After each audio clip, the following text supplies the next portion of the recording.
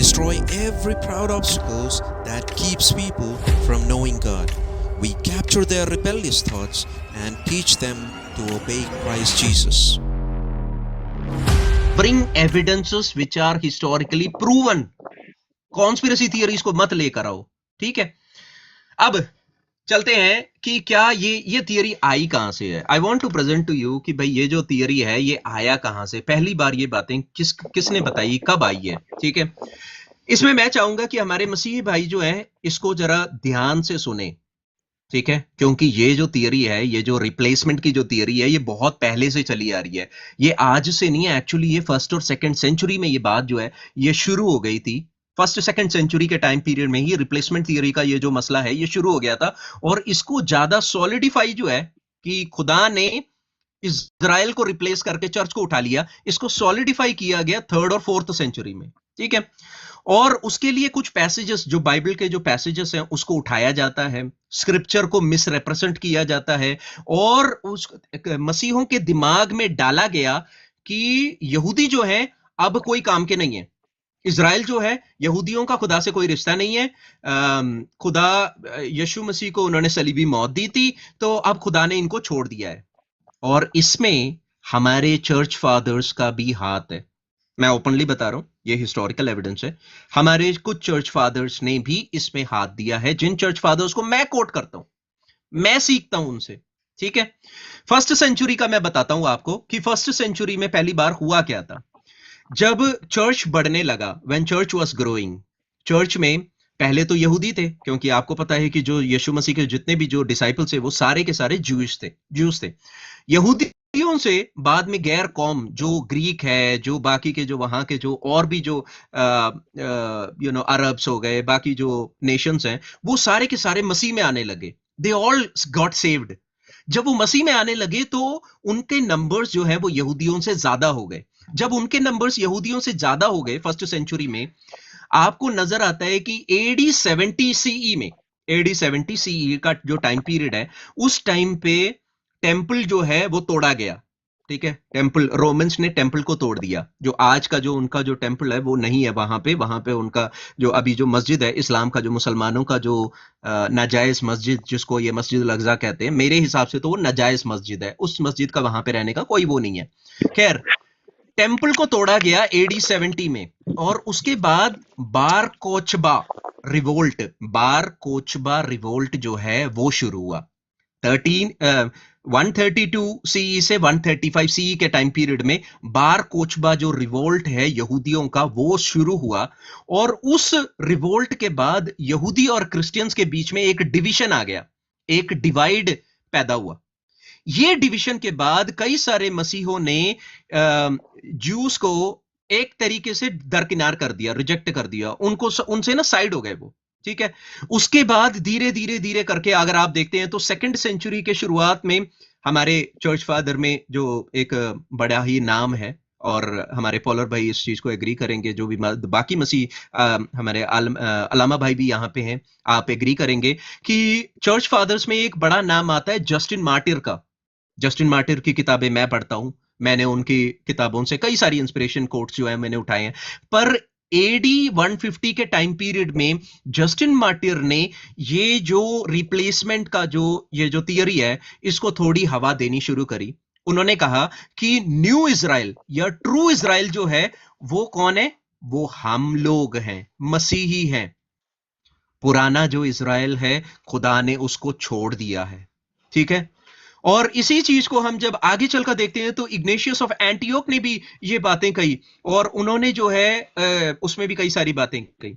कुछ heretical documents हैं जैसे कि एपोस्टल ऑफ बरनबास, उसमें भी ये चीजें आपको नजर आती है कि खुदा ने क्या किया है, खुदा ने इजराइल को, जो फिजिकल इजराइल है, उसको रिप्लेस कर स्पिरिचुअल चर्च ऑफ क्राइस्ट, उसको रिप्लेस कर दिया है, ठीक है।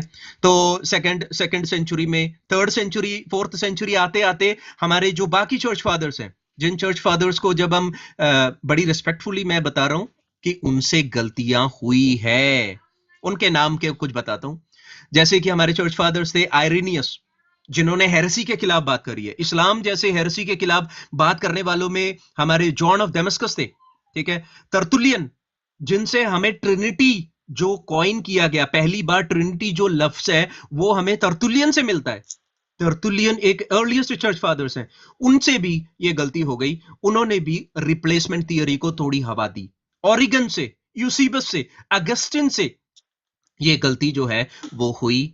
और अगर आप आगे देखते हैं तो बाद में एडी 325 सीई में, एडी 325 सीई में जब काउंसिल ऑफ नाइसिया जब इकट्ठा हुआ, एक्चुअली काउंसिल ऑफ नाइसिया मुसलमान और कई कई ऐसे जो दावा करने वाले कहते हैं कि तुम्हारा जो ट्रिनिटी जो है वो तो coin he council of Nicaea में हुआ था। काउंसिल ऑफ नाइसिया ट्रिनिटी को कॉइन करने के लिए नहीं हुआ था, ये बेवकूफ है, उनको पता नहीं है।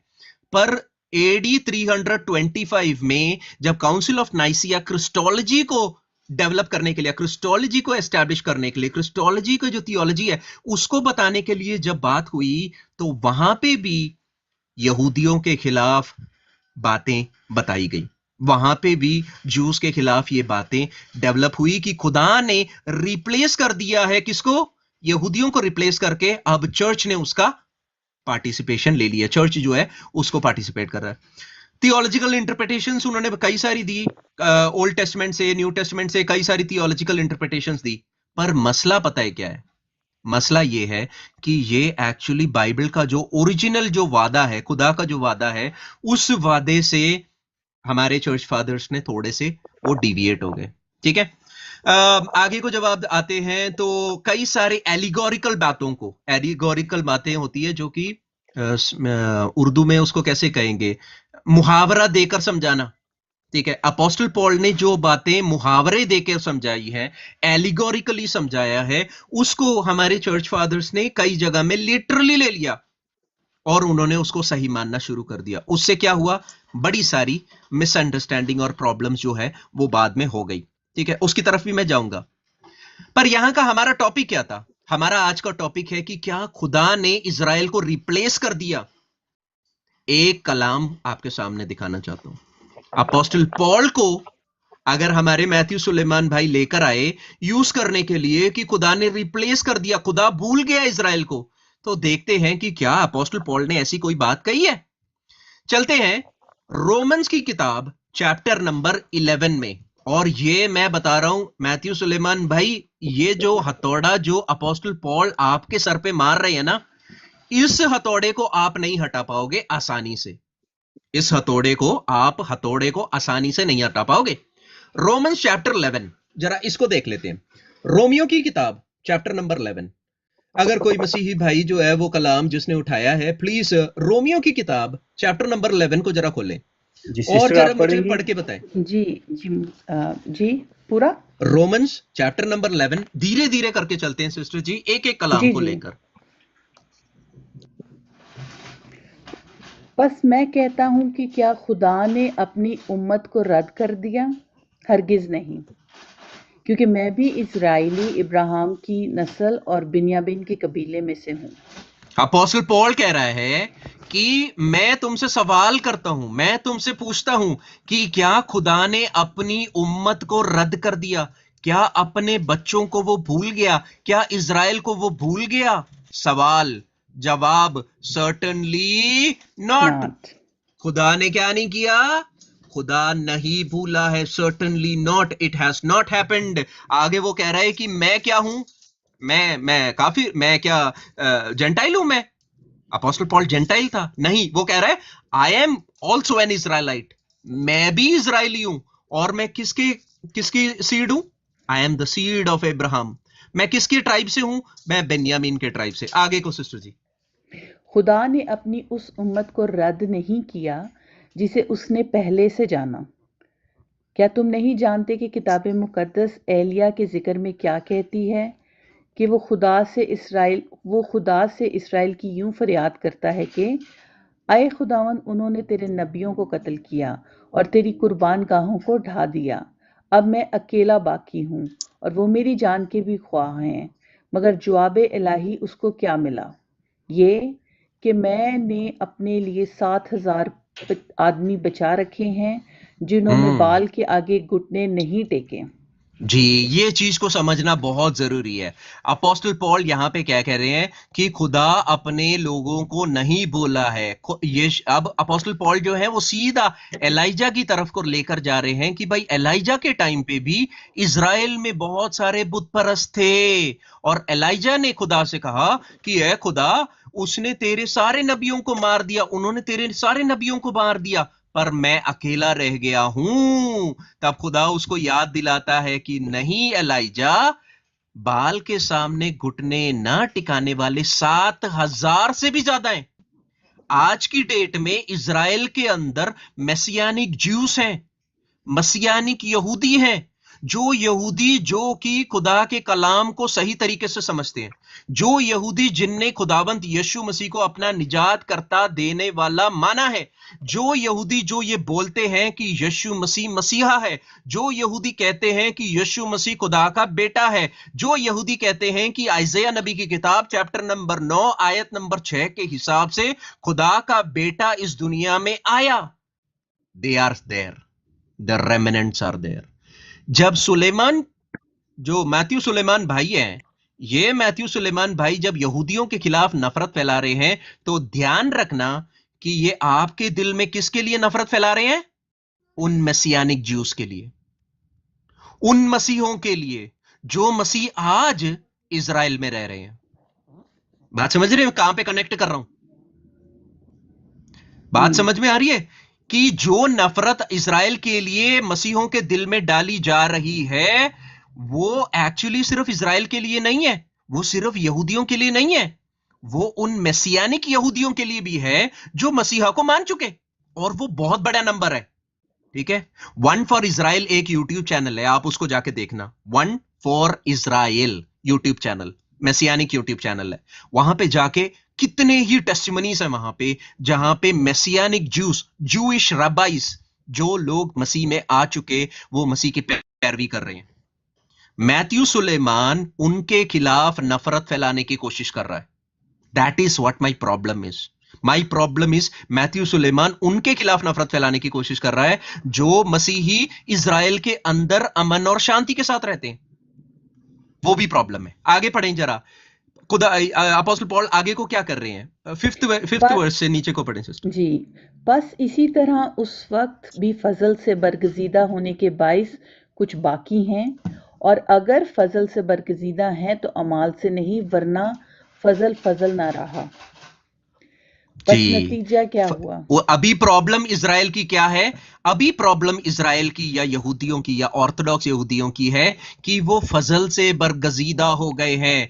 दे are not, they are not accepting the grace, they are no longer accepting the grace. वो किसको मान रहे हैं? वो अपने अमालों से, अपने वर्क की वजह से वो सोच रहे हैं कि वो बच जाएंगे। वो उनकी प्रॉब्लम है। नीचे को जब आप देखें ना, तो इसका रीजन भी है, उनके दिल हार्ड हो गए हैं हमारे लिए, ताकि हम मसीह में आ सकें, हम खुदावंद मसीह के रास्ते में आ सकें। आगे को पढ़ें सिस्टर जी। बस नतीजा क्या हुआ? ये कि इस्राएल जिस चीज की तलाश करता है वो उसको ना मिली, मगर बरगजीदों को मिली, और बाकी सख्त किए गए। चुनाचा लिखा है, बाकियों को सख्त किया गया है। And the rest were blinded. आज यहूदियों को अगर वो ब्लाइंडेड हैं, तो उसका रीजन है कि हम लोगों को खुदा ने चुन लिया है। अभी मसीह में और लोग आने हैं, अभी और भी ऐसी गैर कौमें हैं जो कि अभी तक नहीं आई हैं। खुदा इंतजार कर रहा है कि उनका नंबर जो है वो फुलफिल हो जाए। But the elected have obtained it and the rest were blinded. जी सिस्टर। चुनाचे लिखा है कि खुदा ने उनको आज के दिन तक सुस्त तबीयत दी, और ऐसी आंखें जो ना देखें और ऐसे कान जो ना सुने। और दाऊद कहता है कि उनका दस्तरखान उनके लिए जाल और फंदा और ठोकर खाने और सजा का बाइस बन जाए। उनकी आंखों पर तारीकी आ जाए। उनके ऊपर एक पट्टी पड़ी हुई है, उनके ऊपर एक स्ट्रैप है, उनके दिलों में एक स्ट्रैप है, जिसकी वजह से वो एक्चुअल कलाम को समझ ही नहीं पा रहे। खुदावंद मसीह का जो सलीबी मौत है उसको वो एक्सेप्ट नहीं कर पा रहे, उस सच्चाई को वो जान नहीं पा रहे, इसीलिए उनके आंखों पे एक पर्दा पड़ा हुआ है। और वो दाऊद को कोट करके कहता है, let their table become a snare for trap and a stumbling block and a recompense for them. उनके लिए ठोकर का कारण है वो, पर ठोकर का मतलब वो गिर नहीं गए। आगे को जब आप पढ़ेंगे ना, ठोकर का मतलब ये नहीं है कि खुदा ने उनको छोड़ दिया है, बस अब खुदा उनको नहीं बचाएगा। आगे को पढ़े। उनकी आंखों पर तारीकी आ जाए ताकि ना देखें, और तू उनकी पीठ हमेशा झुकाए रख। बस मैं कहता हूँ कि क्या उन्होंने ऐसी ठोकर खाई कि गिर पड़े? हरगिज नहीं। रुको रुको रुको रुको रुको रुको रुको। यहाँ पे अपोस्टल पॉल कह रहा है कि मैं तुमसे कहता हूं कि क्या वो ठोकर का आकर बिल्कुल मतलब खत्म? Let their eyes be darkened so that they do so and bow down and they आगे जब आप देखें, and I say then have they stumbled that they should fall, ताकि वो गिर जाएं? ये रीजन है, खुदा ने उनको ठोकर इसीलिए दी है ताकि वो गिर जाएं। आगे जवाब आता है, क्या जवाब है सिस्टर जी? हरगिज नहीं, बल्कि उनकी खुदा ने मना कर दिया, कौमों को निजात मिली ताकि उन्हें गैरत आए। ताकि उनके ठोकर खाने की वजह से, गिरने की वजह से नहीं, उनके ठोकर खाने की वजह से, क्योंकि खुदा ने क्या, खुदावंद मसीह के आने के और सलीबी मौत और उसके जी उठने की वजह से कई सारे गैर कौमों को क्या मिला? उनको सैल्वेशन मिला, निजात मिला। तो उन्होंने तो ठोकर खाई है, पर उठ के ठोकर खाने की वजह से क्या हुआ? हमें निजात मिली है। आगे को। बस जब उनकी लर्जिश दुनिया के लिए दौलत का बाइस और उनका घुटना टेकना गैर कौमों के लिए दौलत का बाइस हुआ, तो उनका भरपूर होना जरूर ही दौलत का बाइस होगा। जी, तो अगर सोचो कि उनका ठोकर खाना जो है वो हमारे लिए फायदे की बात हुई है, तो अगर उनका खुदावंद मसीह पे ईमान लेके आना कितना बढ़कर है। It is much more. और आज बड़े सारे यहूदी जो हैं वो इजराइल में खुदावंद मसीह को अपना रहे हैं। They are coming to Christ. मैं अपना एक एग्जांपल बताता हूं। क्लब हाउस में एक यहूदी एक बार मुझसे डिबेट करने के लिए आया। उसका नाम उसने फ्रैंकी रखा था। वो एक एशकनाजी जू था। एशकनाजी जू ये बंदा मेरे से डिबेट करने के लिए आया। उसने कहा कि भाई आप मसीही क्यों हो? बाइबल जो है वो यीशु मसीह के बारे में नहीं कहता, यीशु मसीह की सलीबी मौत के बारे में नहीं कहता। मैंने बोला आप पक्की बात है कि नहीं कहता? उसने बोला हाँ पक्की बात है कि नहीं कहता। मैंने उसको आइज़ाया नबी की कलाम से दिखाया। मैंने उसको ओल्ड टेस्टमेंट के एक एक हवाले दिखाए कि यीशु मसीह कहां पे पैदा होगा, कि बेथलेहम में पैदा होगा, एफ्राता में पैदा होगा, ये वो कुवारी से पैदा होगा। आइज़ाया नबी की किताब चैप्टर नंबर 7 वर्स नंबर 14 मैंने दिखाया कि वो कुवारी से पैदा होगा। मैंने उसको दिखाया कि जो पैदा होगा वो इम्मानुएल ठहराएगा, इम्मानुएल कहलाएगा, गॉड इज विथ अस, खुदा हमारे साथ है। उसको दिखाया। मैंने उसको आइज़ाया नबी की किताब चैप्टर नंबर 53 से पूरा हवाला दिखाया कि भाई यीशु मसीह की सलीबी मौत के बारे में यहां पे लिखा है, तू बता किसके बारे में है? वो बोलता है ये यीशु मसीह के बारे में है, और कोई तो ऐसा मुझे याद नहीं आ रहा। बाकायदा उस बंदे ने खुदावंद मसीह को कब अपनाया। आज वो यूके में खुदावंद मसीह के पीछे चल रहा है। He is a follower of Christ, he is a Christian. ऐसे बहुत सारे यहूदी हैं। प्लीज ऐसी बातें ना करो जो कि बाइबल के खिलाफ जाती है। आता हूं मैं। ये मैथ्यू सुलेमान भाई, अगर आप मेरे खिलाफ खड़े हैं तो कोई दिक्कत नहीं, आप कलाम के खिलाफ खड़े हैं। और कलाम में अपोस्टल पॉल, जिसको आप गलातियों की किताब को इस्तेमाल कर पाकिस्तानी मुसलमानों को खुश करने के लिए आप ये जो काम कर रहे हैं, गलातियंस की किताब से मैंने आपको एक्सपोज करके दिखाया कि वहां पे साफ लिखा है कि आइजक जो है वो किसका बेटा है? वो सारा का बेटा है, वादे का बेटा है। वहां पे फिजिकल बात नहीं हो रही, वहां पे स्पिरिचुअल बात हो रही है। और यहां पे आपको दिखाया, आज का मेरा टॉपिक भी यही था नाज भाई, कि क्या खुदा ने, नाज भाई इसी को 27 और 28 आए जी उसको भी ले लेते हैं। इसी के नीचे जाके उर्दू में पढ़ लेते हैं उसको। जी उसको भी जरा पॉलर भाई जरा उसको भी पढ़ लें। जी सिस्टर जी आप पढ़िए। और उनके साथ मेरा ये अहद होगा जबकि मैं उनके गुनाहों को दूर कर दूंगा। अंजील के एतबार से तो वो तुम्हारी खातिर दुश्मन है, लेकिन बरगजीदी के एतबार से बाप दादा की खातिर प्यारे हैं। इसीलिए बाप दादा की वजह से वो कौन है? खुदा के प्यारे हैं। एक और बार वो रेफरेंस का नंबर एक और बार, मैं वो वहां तक पहुंचने वाला था। वो वर्स नंबर भी बता दें सिस्टर।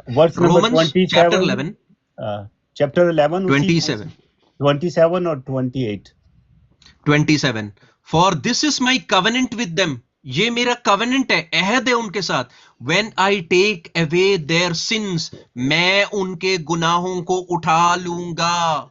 खुदा उनको ये नहीं बोल रहा कि मैंने तो छोड़ दिया, चलो तुम लानती हो गए, भागो यहां से।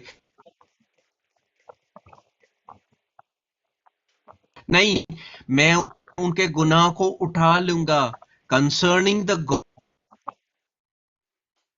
गॉस्पेल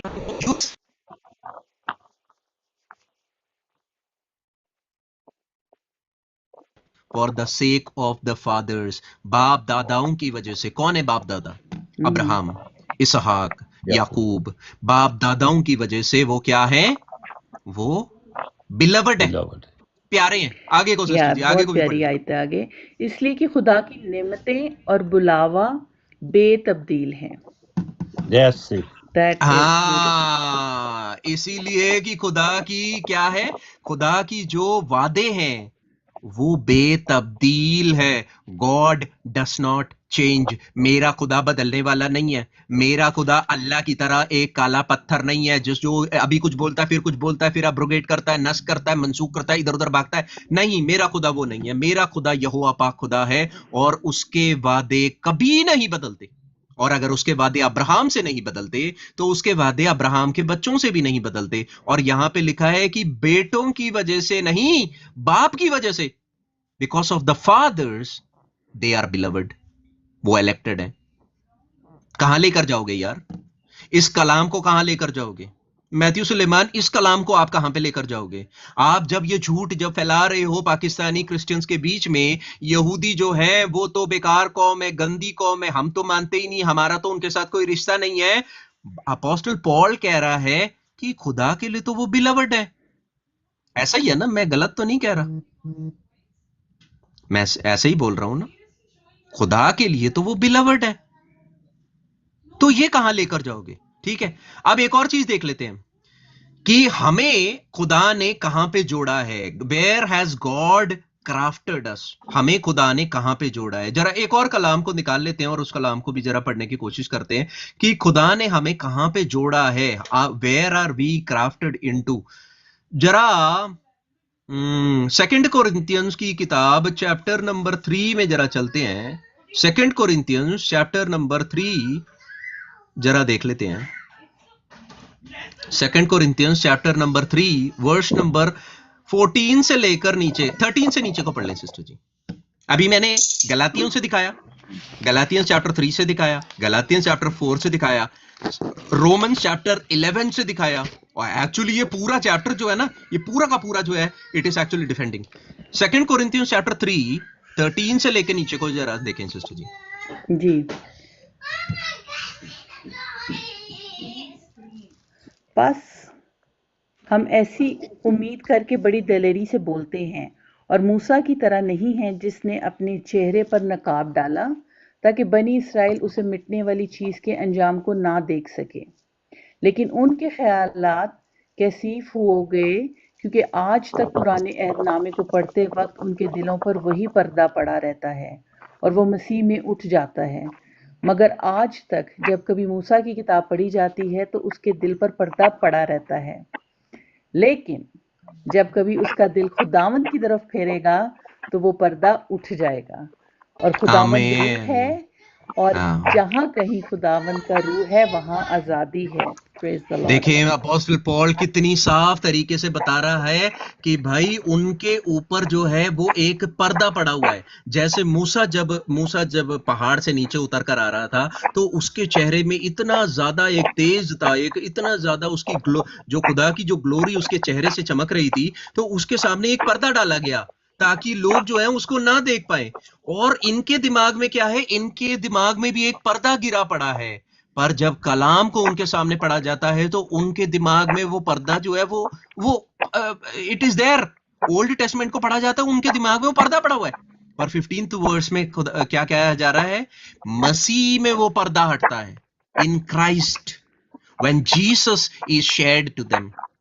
मैथ्यू सुलेमान, मेरे प्यारे भाई, अगर आपने यहूदियों से कलाम सुनाना है तो जाके यहूदियों को कलाम बताओ। कलाम से दिखाओ कि भाई यीशु मसीह खुदा का बेटा है, यह यीशु मसीह यहोवा पाक खुदा है जो इस दुनिया में उतर कर आया। जब आप कलाम से उनको दिखाओगे तो उनके चेहरे से क्या हटेगा? वो जो वेल, वो जो पर्दा है, वो पर्दा पूरा का पूरा हट जाएगा और तब वो क्या देखेंगे? तब वो मसीह को देखेंगे। साफ कलाम जो है वो ये कह रहा है। थोड़ा सा हिस्ट्री की तरफ फिर से मैं आपका ध्यान जो है वो लेकर जाना चाहता हूं। हिस्टोरिकली, ठीक है, मैंने पहले आपको बताया कि कैसे हमारे अर्ली चर्च फादर्स से ये गलतियां हुई है कि हमने रिप्लेसमेंट थियरी को प्रमोट किया गया शुरू में, पर बाद में जाके even I think Roman Catholic church में भी there are clear written scripture. अगर आप सीसीसी को उठा के देखें, catechism for the Roman Catholic church उठा के देखें, वहां पे भी उन्होंने उसके अमेंडमेंट्स करे हैं। वो जो डिस्पेंसेशन की जो थियोलॉजी है उसके करीब तक वहां पे भी वो आए हैं और उनका भी हवाला मैं बताऊंगा थोड़ी देर के बाद, ठीक है। Let me just bring to your attention कि क्या क्या बातें उसके बाद हुई है। कई सारे हमारे चर्च फादर्स ने वो गलतियां करी, मैंने उनके नाम आपको बता दिए। जस्टिन मार्टियर ने एडी 100 से एडी 165 में हमसे ये गलतियां हुई।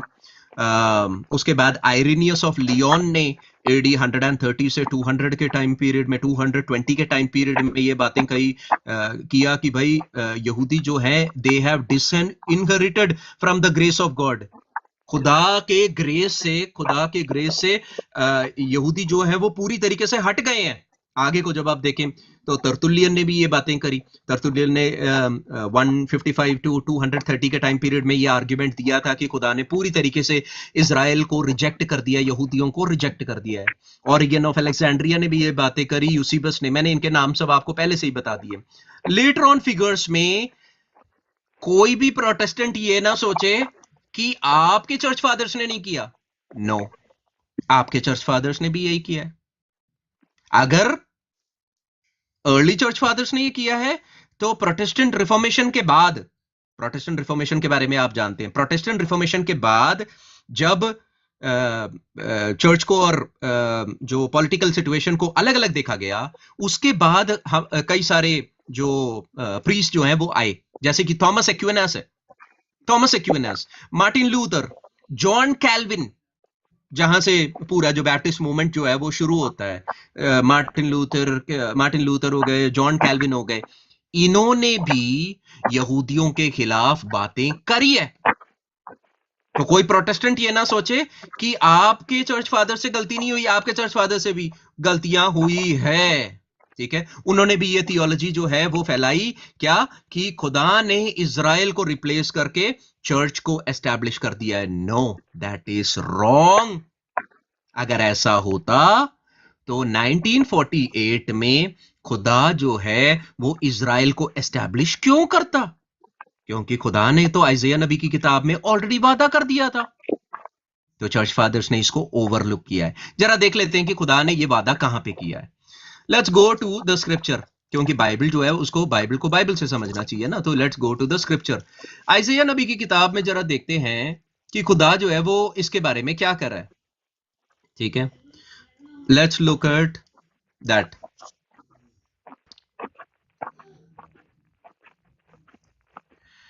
आइज़ाया नबी की किताब 42 है आई बिलीव। सिस्टर जरा जी डे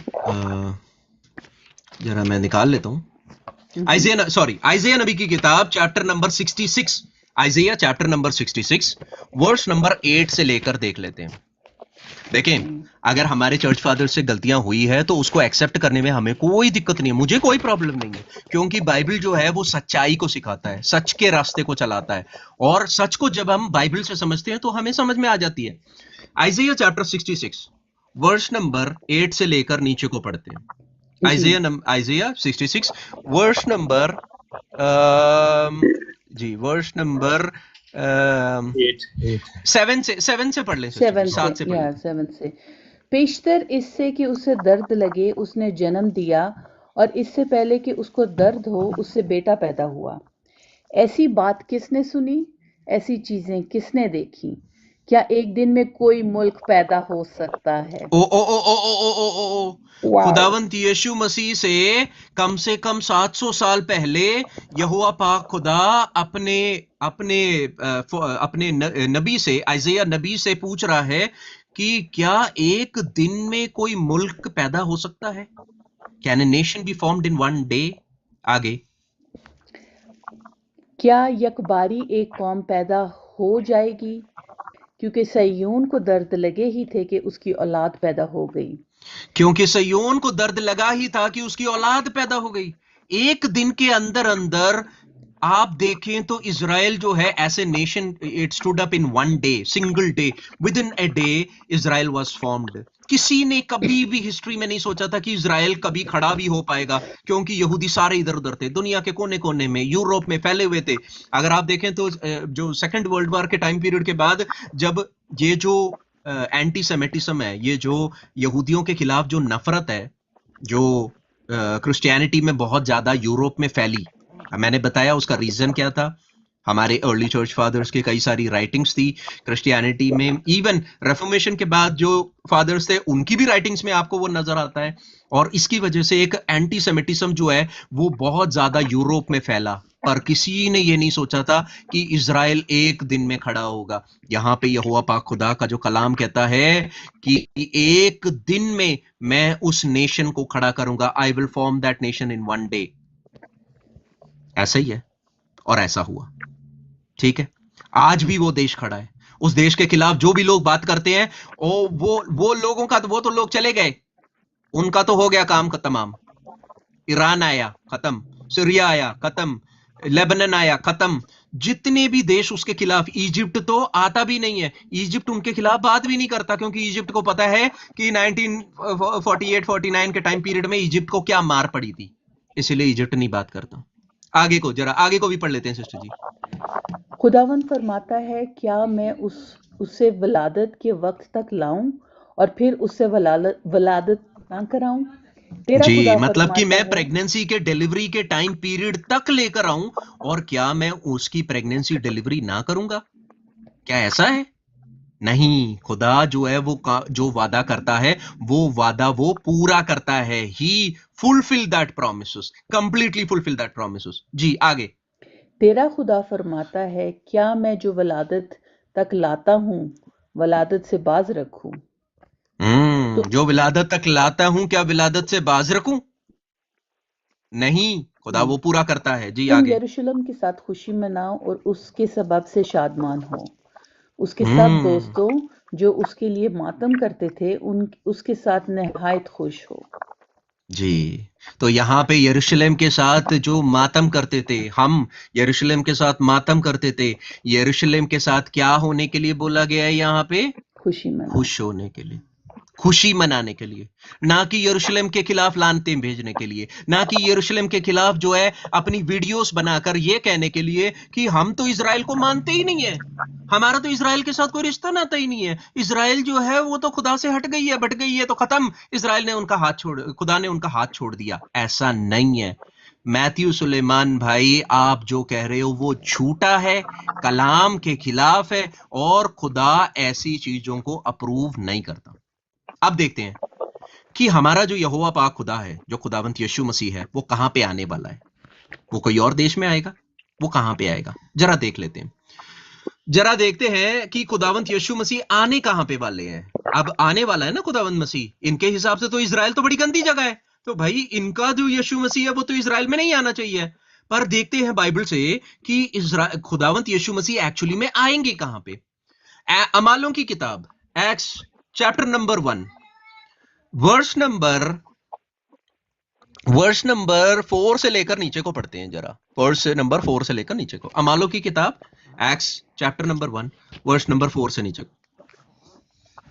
जी, और उनसे मिलकर उनको हुक्म दिया कि यरूशलेम से बाहर ना जाओ, बल्कि बाप के उस वादे के पूरा होने के मुंतज़िर रहो जिसका जिक्र तुम मुझसे सुन चुके हो।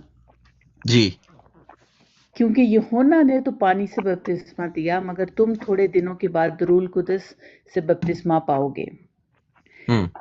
बस उन्होंने जमा होकर उससे ये पूछा कि आए खुदावन, क्या तू इसी वक्त इसराइल को बादशाही फिर अता करेगा? अच्छा, यहाँ पे जो जो जो डिसाइपल्स हैं वो पूछ रहे हैं कि ए खुदावंत, क्या तू इसी टाइम यरूशलेम को बादशाहियत जो है वो वापस देगा, किंगडम को वापस लेकर आएगा? कहने का मतलब है कि यहाँ पे वो पूछ रहे हैं कि खुदावंत तू इजराइल में वापस कब आएगा, कब तू, when are you going to return, second coming कब होगी तेरी? खुदावंत मसीह जो है वो जवाब में देखें क्या देते हैं, आगे को। उसने उनसे कहा, उन वक्तों और मियादों का जानना जिन्हें बाप ने अपने ही इख्तियार में रखा है तुम्हारा काम नहीं, लेकिन जब रूल कुदस तुम पर नाजिल होगा तो तुम कुव्वत पाओगे और यरूशलेम और तमाम यहूदिया और सामरिया में बल्कि जमीन की इंतहा तक मेरे गवाह होगे। हाँ, मैथ्यू सुलेमान भाई के हिसाब से तो खुदावंद मसीह ने कहना चाहिए था कि भाई अब तुमने यरूशलेम भी नहीं जाना, जुडिया भी नहीं जाना, सीधा तुमने पहुंचना है पाकिस्तान, सीधा तुमने जाना है इंडिया, सीधा तुमने जाना है बाकी देशों में जाना है, पर तुमने यरूशलेम में जाना ही नहीं है, क्योंकि खुदा ने तो इजराइल को छोड़ दिया है। ऐसा ही है, मैथ्यू सुलेमान भाई के हिसाब से तो ऐसा ही है, खुदा ने छोड़ दिया। पर खुदावंद मसीह तो ये नहीं कह रहे। खुदावंद मसीह तो कह रहे हैं कि भाई तुम पहले कहां पे जाओ, यरूशलेम में जाओ, जुडिया में जाओ, समरिया में जाओ, फिर उसके बाद दुनिया के अलग अलग कोनों में जाओ। उसके बाद अगली लाइन में देखें जरा, 9th लाइन में आगे क्या हो रहा है। हालेलुया। ये कहकर वो उनके देखते देखते ऊपर उठा जी, ये कह के वो उनके देखते देखते ऊपर उठा लिया गया और बदली ने उसे उनकी नजरों से छुपा लिया। और उसके जाते वक्त जब वो आसमान की तरफ गौर से देख रहे थे तो देखो, 2 मर्द सफेद पोशाक पहने उनके पास आ खड़े हुए और कहने लगे, ए गलीली मर्दो, तुम क्यों खड़े आसमान की तरफ देखते हो? यही यीशु जो तुम्हारे पास से जमीन पर उठाया गया है, इसी तरह फिर आएगा जिस तरह तुमने उसे आसमान पर जाते देखा। हाँ, यही यीशु जो तुम्हारे सामने से उठाया गया है, वो फरिश्ते कह रहे हैं कि इसी तरह वो वापिस आएगा। कहां पे वापिस आएगा? कहां वापिस आएगा? वो इजराइल में वापिस आएगा। अब जगह भी बता देता हूं कि कहां पे वापिस आएगा। 12वीं आयत को जरा पढ़ते हैं जी। तब वो उस पहाड़ से जो जैतून का कहलाता है और यरूशलेम के नजदीक सबत की मंजिल के फासले पर है, यरूशलेम को फिरे। और तब वो लोग जो यीशु मसीह के जो चेले थे, वो कहां से कहां को गए? जो पहाड़ जैतून का कहलाता है, वहां से यरूशलेम की तरफ को एक सबत की दूरी में चले गए। ये लोग कहां पे खड़े हैं फिर? जब फरिश्तों को इन्होंने देखा, यीशु मसीह को जाते हुए देखा, तो ये लोग कहां पे खड़े थे? जैतून के पहाड़ पे। ऐसा ही है ना? तो यीशु फरिश्ते कह रहे हैं कि जैसे तुमने जाते हुए देखा वैसे ही वो वापस आएगा। तो वो वापस कहां पे आएगा? जैतून के पहाड़ पे। ऐसा ही है, गलत तो नहीं समझ रहा मैं? ठीक है, अब इसको प्रूव करता हूं मैं कि यीशु मसीह जैतून के पहाड़ पे आएगा। मुझे लगता है कि कई सारे मसीह भाइयों के लिए फायदे का काम होगा यह देखने के लिए कि यहोवा पाक खुदा बाइबल में क्या कहता है, ओल्ड टेस्टमेंट में क्या कहता है कि वो कहां पे आएगा। मैथ्यू सुलेमान भाई के हिसाब से तो भाई सीधा का सीधा हिसाब किताब है। इजराइल को लात मार दी है, इजराइल को तो पूरी तरीके से रिजेक्ट कर दिया है और इजराइल के साथ कोई कनेक्शन नहीं है। पर यीशु मसीह कह रहे हैं कि भाई मैं यहीं वापस आऊंगा। और वो कहां पे आएगा? जैतून के पहाड़ में। ये मैं नहीं कह रहा, कलाम कह रहा है। आके देखते हैं जकरिया नबी की किताब चैप्टर नंबर 14 जरा चलते हैं। जकरिया चैप्टर नंबर 14 पे जरा देख लेते हैं कि खुदा यहोवा पाक खुदा कहां पर वापस आता है।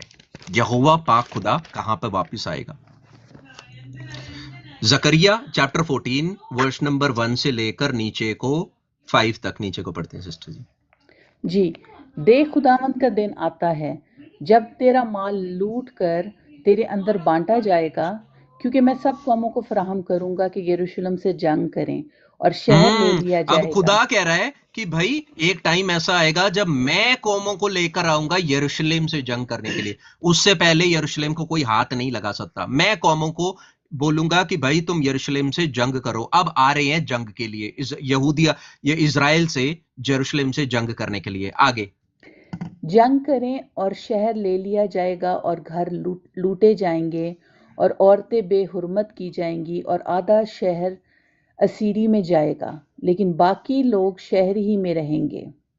हम्म तब तब खुदावंद खरूज करेगा और उन कौमों से लड़ेगा जैसे जंग के दिन लड़ा करता है। तब खुदावंत खरूज वाह। करेगा और कौमों से लड़ेगा। यहां पे जो लफ्ज है ना खुदावंत, एक्चुअली हिब्रू में लफ्ज है याहवे।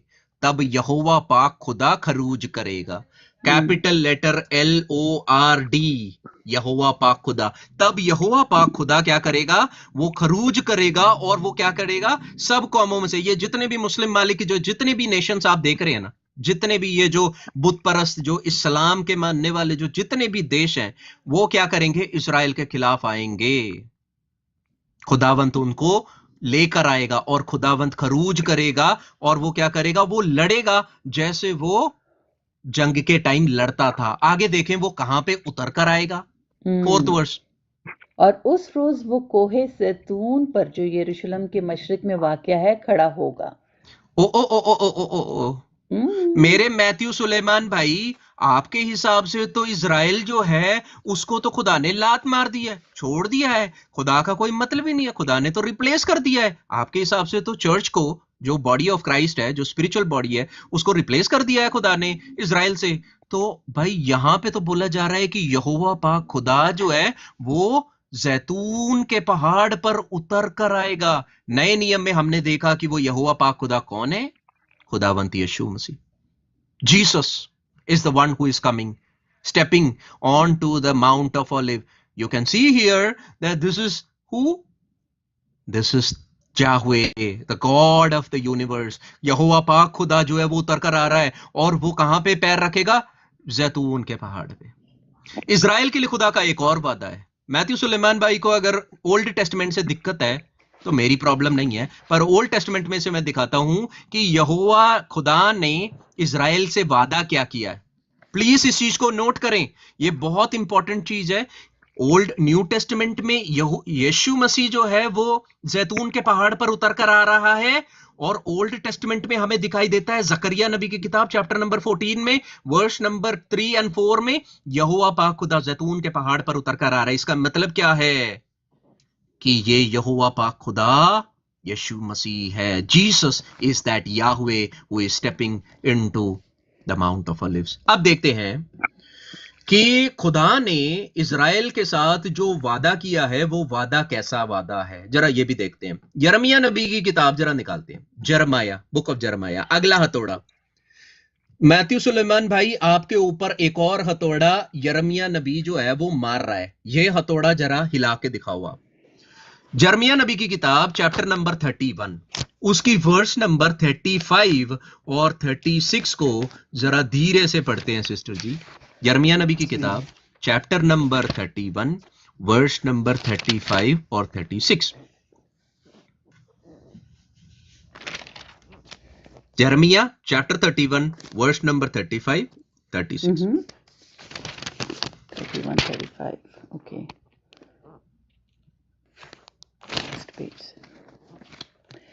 खुदावन जिसने दिन की रोशनी के लिए सूरज को मुकर्रर किया और जिसने रात की रोशनी के लिए चांद और सितारों का निज़ाम कायम किया, जो समुंदर को मोज़न करता है जिससे उसकी लहरें शोर करती हैं, यूं फरमाता है, उसका नाम रबुल फौज है। खुदावंद फरमाता है कि अगर ये निज़ाम मेरे हजूर से मौकूफ हो जाए तो इसराइल की नस्ल भी मेरे सामने से जाती रहेगी कि हमेशा तक फिर कौम ना हो। देखिए खुदावंत का वादा देखो इजराइल के साथ। खुदा ये कह रहा है कि मैंने सूरज बनाया, मैंने चांद बनाया, मैंने तारे बनाए, और मैंने क्या बनाया? मैंने समुंदर बनाए और उसकी लहरें। और अगर ये चीजें, क्या चीजें, कौन सी चीजें? सूरज, चांद, तारे, ये चीजें मेरे सामने से जाती हों तब इजराइल का वजूद सामने से हटेगा। मैं सही समझ रहा हूं ना पाकिस्तानी बाजी? गलत तो नहीं समझ रहा मैं? exactly. ऐसा ही लिखा है ना? एग्जैक्टली ठीक है, ऐसे ही है। तो मैथ्यू सुलेमान कह रहे हैं कि भैया इजराइल को तो खुदा ने लात मार दी है, यहूदियों का कोई हिसाब किताब नहीं है, यहूदियों से खुदा को कोई रिश्ता नहीं है, खुदा ने पूरी तरीके से जो है इजराइल को लात मार दी है। खुदा जो है यहोवा पाक खुदा, मेरा खुदा जबान को पलटने वाला खुदा नहीं है। आपका खुदा होगा जो जबान को पलटता होगा मैथ्यू भाई, मेरा खुदा जबान को पलटने वाला खुदा नहीं है। वो कह रहा है कि जब तक सूरज चांद रहेगा तब तक मेरे सामने इजराइल का वजूद रहेगा। He is going to be there। यहोवा पाक खुदा जो है वो इजराइल की हिफाजत करेगा। खुदा ने इजराइल की हिफाजत करने की जिम्मेदारी जो है वो ले रखी है। हमने ओल्ड टेस्टमेंट में से देखा, हमने न्यू टेस्टमेंट में से देखा, हमने हर एक जगह से हमने देखा कि भाई खुदा का वादा जो है वो इजराइल के साथ पूरा होता है। और हमें खुदा ने क्या किया हुआ है? 37 भी पढ़ दूं? जी पढ़ लें, नीचे को भी पढ़ लें। ये एक्चुअली कलाम जो है बड़ा बढ़िया है। 37 और आगे को भी पढ़ लें जरा। खुदावंद यूं फरमाता है कि अगर कोई ऊपर आसमान को नाप सके और नीचे जमीन की बुनियाद का पता लगा ले तो मैं भी बनी इसराइल को उनके सब अमाल के सबब से रद्द कर दूंगा। खुदावंद फरमाता है। हाँ, खुदा का चैलेंज है, चैलेंज दे रहा है खुदा कि अगर तुम फाउंडेशन दी अर्थ को अगर तुम सर्च कर सकते हो, अगर तुम सर्च कर सकते हो तो मैं इजराइल को उसकी नस्ल को अपने सामने से हटाऊंगा, क्योंकि तुम नहीं कर पाओगे, तुम नहीं कर सकते। It is impossible, it's not possible. God is making that promise. खुदा जो है वो प्रॉमिस कर रहा है, खुदा जो है वो इनके झूठ को एक्सपोज कर रहा है। ठीक है, और मेरे मसीही भाइयों, ऐसे लोगों की झूठ पे आप ना फंसें, अपनी जिंदगी को बर्बाद ना करें जो झूठ फैला के बातें कर रहे हैं। ठीक है, एक और कलाम को जरा देखते हैं, उसके बाद मैं हिस्टोरिकल बात को जरा फिर से लेकर आना चाहता हूं कि ये जो रिप्लेसमेंट की जो थियरी है, ये रिप्लेसमेंट की थियरी को खुदा ने कैसे उसको वापस जो है उसको कैसे वापस लेकर आया, कैसे क्रिश्चियनिटी में वो रिप्लेसमेंट की थियरी को डिस्पेंसेशन की थियोलॉजी के साथ उसको बाद में हटाया गया। इससे पहले एक और चीज देख लेते हैं कि इजराइल को हाथ लगाने वाले को खुदा ने क्या कहा है कि क्या कर रहा है वो। जकरिया नबी की किताब चैप्टर नंबर 2 वर्स नंबर 8 जरा देखें कि इजराइल को जो हाथ लगाता है वो किसको हाथ लगा रहा है, जरा देख लेते हैं। जकरिया नबी की किताब चैप्टर नंबर 2 वर्स नंबर 8। क्योंकि रबुल फौज जिसने मुझे अपने जलाल की खातिर उन कौमों के पास भेजा है जिन्होंने तुमको गारत किया, यूं फरमाता है कि जो कोई तुमको छूता है मेरी आंख की पुतली को छूता है, क्योंकि देख मैं उन पर अपना हाथ हिलाऊंगा और वो अपने गुलामों के लिए लूट होंगे। तब तुम जानोगे कि रबुल फौज ने मुझे भेजा है। देखो तू गा और खुशी कर, क्योंकि देख मैं आकर तेरे अंदर सकूनत करूंगा। खुदावंद फरमाता है। आमीन। Thank you sister ji, thank you.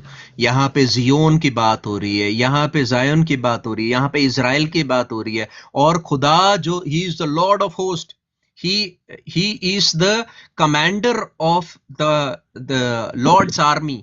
यहोवा पाक खुदा जो है वो कह रहा है कि जो तुझे छूता है वो मेरी आंख की पुतली को छूता है। इसका मतलब ये नहीं है कि कल को मुसलमान लेकर चलेंगे भाई देखो ये खुदा की जो है आंख की पुतली है, उसका रेटिना है, फैलाना नहीं। बेसिकली कहने का मतलब है कि जो खुदा के बच्चों को, जो इजराइल है उनको छूता है, वो खुदा के साथ पंगा लेता है और खुदा उसका जवाब देगा। यहोवा पाक खुदा ने कहा है ये चीज और खुदा उसका जवाब दे रहा है। इतने सालों से हम देख रहे हैं कि वो जवाब खुदा दे रहा है। खुदा ने उनको बचा के रखा हुआ है। 1948 से लेकर आज तक आप देख लें, खुदा ने उनको बचा के रखा हुआ है। एक टाइम आएगा जब इजराइल को लूटा जाएगा, इजराइल के ऊपर बाकी कौमें जो हैं वो चढ़ेंगी। हमने वो ऑलरेडी कवर कर लिया। जकरिया नबी की किताब चैप्टर नंबर 14 में साफ लिखा है कि यरूशलेम को पूरा का पूरा घेर लिया जाएगा, वहां के लोगों का कत्ल होगा, वहां की औरतों के साथ बेहुरमती होगी, वहां पे कई सारे लोग भाग जाएंगे, बाकी के रह जाएंगे, सब कुछ है। पर एक बात, जब वो यहोवा पाक खुदा की तरफ देखेंगे तो खुदा उनको बचाएगा भी। ये भी देख लेते हैं। जकरिया नबी की किताब चैप्टर नंबर 12 पे आ जाते हैं सिस्टर जी। जकरिया नबी की किताब चैप्टर नंबर 12 उसकी 7वीं आयत 8वीं आयत जरा पढ़ लेते हैं ठीक है, जकरिया नबी की किताब चैप्टर नंबर 12 उसकी 7वीं आयत 7, 8, 9 और 10 जरा पढ़ लें। जब ओके। इज़राइल वापिस खुदावंत यीशु मसीह की तरफ देखेगा तब क्या होगा? और खुदावंद यहूदा के खैमों को पहले रिहाई बख्शेगा, ताकि दाऊद का घराना और यरूशलेम के बाशिंदे यहूदा के खिलाफ फख्र ना करें। उस रोज खुदावंद यरूशलेम के बाशिंदों की हिमायत करेगा और यह उन खुदा क्या करेगा? Wait wait wait wait wait उस Yes. रोज खुदा यहोवा पाक खुदा जो है यरूशलेम के बाशिंदों की हिमायत करेगा। मैथ्यू सुलेमान के हिसाब से तो इसराइल को खुदा ने लात मार दी है, पर यहां पे यहोवा पाक खुदा कह रहा है कि भाई उस रोज मैं क्या करूंगा? यरूशलेम के बाशिंदों की हिमायत करूंगा। जी आगे। और उनमें का सबसे कमजोर उस रोज दाऊद की मानद होगा। उनमें से जो सबसे कमजोर होगा, जो वहां पे उस टाइम पे खड़ा होगा, जब से सबसे कमजोर होगा वो दाऊद के मानिंद होगा। दाऊद जिसने गोलियात का मारा था, गोलियात को कत्ल किया था। आप सोचें कि वो कितने ताकतवर होंगे, वो कितने बलवान होंगे। आगे करीब भाई आपका mic please, mic mic mic please please please, अभी जरा खोलो भाई, ये कंटिन्यूशन करें। वॉरियर क्रिश्चियन को म्यूट कर दें प्लीज। जी आगे। उस वक्त दाऊद की मानद होगा और दाऊद का घराना खुदा की मानद। खुदा की यानी मानिंद, दाऊद का घराना खुदा की मानिंद होगा। जी यानी खुदावंद के फरिश्ते की मानद जो उनके आगे आगे चलता हो। और हाँ, यहाँ पे यहोवा पाक खुदा और खुदा का फरिश्ता दोनों आपको दिखाई दे रहे हैं, बाप और बेटा। नासिर भाई, वो वॉरियर भाई रेफरेंस पूछ रहे हैं, प्लीज नीचे कोई लिख भी दिया करें जी रेफरेंस, जी, ताकि आप दूसरों को नीचे पता लिख लगे। दें, आप नीचे लिख दें। मैं ऑलरेडी बता रहा हूं, जकरिया नबी की किताब चैप्टर नंबर 12 वर्स नंबर 8 से लेकर 7 नीचे को पढ़ रहे हैं। यहां पे आपको यहोवा पाक खुदा और उसका जो यहोवा पाक खुदा का जो फरिश्ता, ये नॉर्मल फरिश्ता नहीं है, ये एंजल नहीं है। कई मसीहों के दिमाग में गलतफहमी बिठा रखी है कि ये किसी फरिश्ते की बात हो रही है। नो, ये खुदावंत मसीह के बारे में बात हो रही है। यहोवा पाक खुदा खुद जो उतर कर आया, जो अब्राहम के सामने उतर कर आया, जो मोसेस के सामने उतर कर आया, ये उसके बारे में बात हो रही है। एक और बार सिस्टर जी ये वाला आया जरा पढ़ लें जरा। जी, उस रोज खुदावंद यरूशलेम के बाशिंदों की हिमायत करेगा और उनमें का सबसे कमजोर उस रोज दाऊद की मानद होगा। और दाऊद का घराना खुदा की मानद, यानी खुदावंद के फरिश्ते की मानद जो उसके आगे आगे चलता हो। हाँ, दाऊद का घराना खुदा की मानिंद, लाइक गॉड, एंड उसके फरिश्ते के मानिंद, मतलब यहोवा पाक खुदा इक्वल यहोवा पाक खुदा का फरिश्ता। यहोवा पाक खुदा इक्वल यहोवा पाक खुदा का फरिश्ता। 2 पर्सन्स, बाप और बेटा, आपको साफ नजर आ रहा है। अब आगे देखें कि खुदा इजराइल के साथ क्या करेगा, जेरूशलेम के साथ क्या करेगा। वादा देखें, आगे देखें कैसे पूरा होता है। आगे देखें। और मैं उस रोज यरूशलेम की सब मुखालिफ कौमों की हलाकत का कसद करूंगा और मैं दाऊद के घराने और यरूशलेम के बाशिंदों पर फजल और मुनाजात की रूह नाजिल करूंगा। ओ ओ ओ ओ ओ ओ ओ ओ ओ यहां पे तो भाई मैथ्यू सुलेमान भाई आपके तो खिलाफ बात पड़ गई, क्योंकि खुदा कह रहा है कि उस रोज मैं दाऊद के घराने के ऊपर और यरूशलेम के ऊपर क्या डालूंगा? फजल, स्पिरिट ऑफ ग्रेस एंड सप्लिकेशन, दोनों डालूंगा। ऐसा ही है ना? स्पिरिट ऑफ ग्रेस और सप्लिकेशन डालूंगा, मतलब अभी उनके ऊपर नहीं है, वो उनकी आंखें बंद है, इसीलिए वो देख नहीं पा रहे हैं। आगे को। और वो उस पर जिसका उन्होंने छेदा है नजर करेंगे और उसके लिए मातम करेंगे, जैसा कोई अपने इकलौते के लिए करता है, और उसके लिए और वो उसकी तरफ देखेंगे जिसको उन्होंने छेदा है। यहोवा पाक खुदा कह रहा है कि वो उसकी तरफ देखेंगे जिसको उन्होंने छेदा है। यहोवा पाक खुदा को कब यहूदियों ने, इजराइल ने छेदा था? when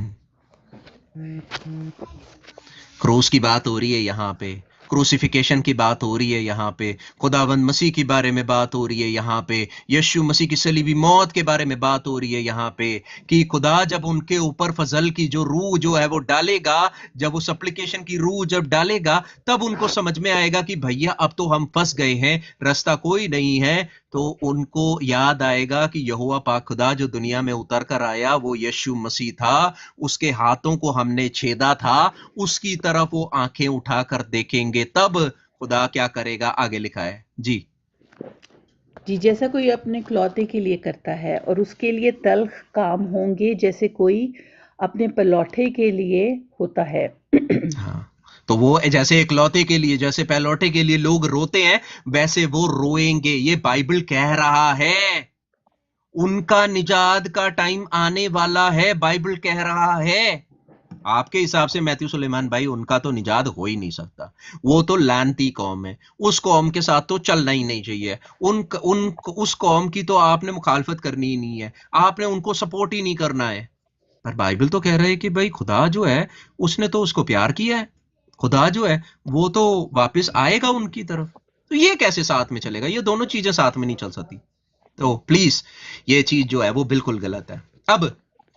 अब मैं इसको कैसे काउंटर करना, ये जो रिप्लेसमेंट थियोलॉजी है ना, इस थियोलॉजी को काउंटर कैसे करना है, इसको काउंटर करने का तरीका जो है वो मैं आपको बताता हूं।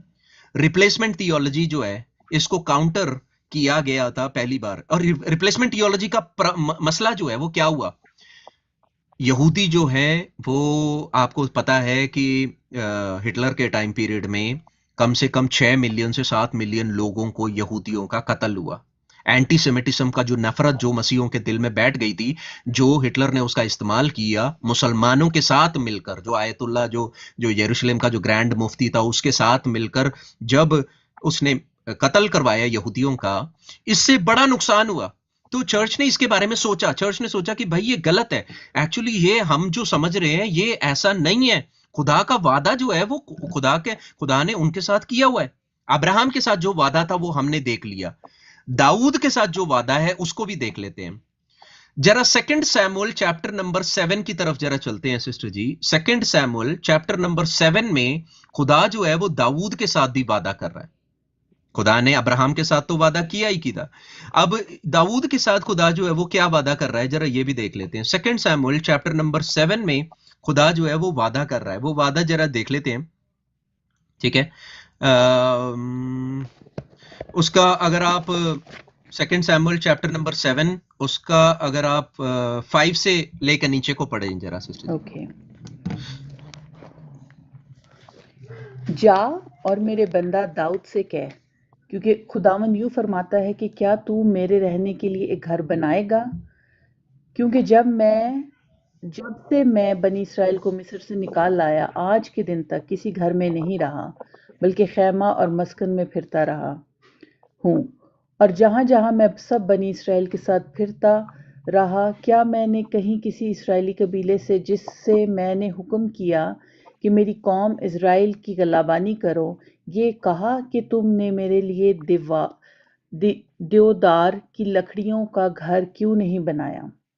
सो अब तू मेरे बंदा दाऊद से कह कि रब्बुल फ़ौज यूं फरमाता है कि मैंने तुझे भेड़ साला से जहां तू भेड़ बकरियों के पीछे पीछे फिरता था लिया, ताकि तू मेरी कौम इस्राएल का पेशवा हो। और मैं जहां जहां तू गया तेरे साथ रहा, और तेरे सब दुश्मनों को तेरे सामने से काट डाला है। और मैं दुनिया के बड़े बड़े लोगों के नाम की तरह तेरा नाम बड़ा करूंगा, और मैं अपनी कौम इस्राएल के लिए एक जगह मुकर्रर करूंगा और वहां उनको जमाऊंगा। खुदा कह रहा है कि मैं तेरे सामने चला, मैंने तेरी मदद करी, मैंने तेरे सामने के दुश्मनों को काटा, और उसके बाद मैं इज़राइल को क्या करूंगा, जो मेरी कौम है उसको क्या करूंगा, मुकम्मल करूंगा। I will establish them. जी सिस्टर जी। और मैं अपनी कौम इस्राएल के लिए एक जगह मुकर्रर करूंगा और वहां उनको जमाऊंगा, ताकि वो अपनी ही जगह बसें और फिर हटाए ना जाएं। और शरारत फिर के कभी फरजान हटाए ना जाएं। तो उनको कभी हटाया नहीं जाएगा। किसने बोला कि भाई फिर उनको हटा दिया जाएगा? ये वादा है खुदा का, दाऊद से खुदा वादा कर रहा है कि वो हटाए नहीं जाएंगे। जी आगे। और शरारत के फरजंद उनको फिर दुख नहीं देने पाएंगे जैसा पहले होता था, जी। और जैसा उस दिन से होता आया जब से मैंने हुक्म दिया कि मेरी कौम इस्राएल पर काजी हों। और मैं ऐसा करूंगा कि तुझको तेरे सब दुश्मनों से आराम मिले। माँ सिवा इसके कि खुदावन तुझको बताता है कि खुदावन तेरे घर को बनाएगा, और जब तेरे दिन पूरे हो जाएंगे तो तू अपने बाप दादा के साथ सो जाएगा। तो मैं तेरे जी बाद तेरी नस्ल को जो तेरे सल्ब से होगी खड़ा करके उसकी सल्तनत को कायम करूंगा। कायम करेगा, खुदा जो है वो कायम करेगा। आगे ये जरा 13th जो वर्स है ना, जरा सिस्टर जी इसको जरा पढ़ें, 13th वही वर्स मेरे को। नाम का एक घर बनाएगा और मैं उसकी सल्तनत का तख्त हमेशा के लिए कायम करूंगा। मैं उसकी सल्तनत का तख्त हमेशा के लिए, आई विल हमेशा के लिए। Establish the throne of his kingdom forever, हमेशा के लिए कायम करूंगा। यहोवा पाक खुदा कहता है कि मैं उसकी सल्तनत का तख्त हमेशा के लिए कायम करूंगा। तो भाई आप कौन हो जो कह रहे हो कि इज़राइल जो है उनके साथ हमारा कोई रिश्ता नाता नहीं है, वो तो बिल्कुल लानती कौम है, उसके साथ कोई हमारा लेना देना नहीं है। भाई लेना देना है, हमारा मसीहा वहां से उतर कर आया था, हमारा मसीह वहां से आया था, हमारी निजात का देने वाला जो है खुदावंद मसीह वहां से आया था, तो हमारा लेना देना है। ठीक है, अब जरा हिस्ट्री की तरफ में फिर से आपका जो नजर है वो लेकर जाना चाहता हूं। ये तो आपको मैंने वादा दिखाया कि खुदा का वादा जो है वो अब्राहम से था, खुदा का वादा जो है वो दाऊद से था। पॉल का जो लेटर है, हमने चैप्टर 11 हमने देखा, बहुत क्लियरली बोलता है कि खुदा अपने बच्चों को भूला नहीं है, इज़राइल को भूला नहीं है। हमने क्लियरली इस चीज को देख लिया है। ठीक है, उसके बाद रोमन्स की किताब चैप्टर 11 वर्स नंबर 28 और 29 अगर आप पढ़ें तो वहां पे स्पिरिचुअल एक स्पिरिचुअलिटी की बात हो रही है। वहां पे बताया जा रहा है कि कैसे खुदा जो है वो इज़राइल को वापस कैसे लेकर आएगा, इसके बारे में भी हमने देखा है। ठीक है, उसके बाद जब आप और आगे चलते हैं, अच्छा ये जो 17th सेंचुरी और 18th सेंचुरी के टाइम पीरियड के बाद बहुत ज्यादा इज़राइल के खिलाफ नफरत जो है, यहूदियों के खिलाफ जो नफरत जो है वो बहुत ज्यादा फैल गई।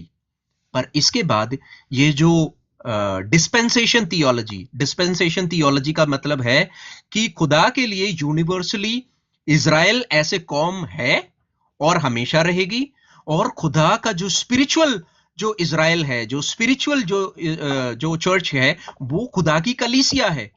ये दोनों आपस में एक दूसरे को कॉन्ट्रडिक्ट नहीं करती, ये आपस में एक दूसरे को कॉम्प्लीमेंट करती है। ये थियोलॉजी पहली बार लेकर जो आया था उस बंदे का नाम था जॉन नेल्सन डार्बी।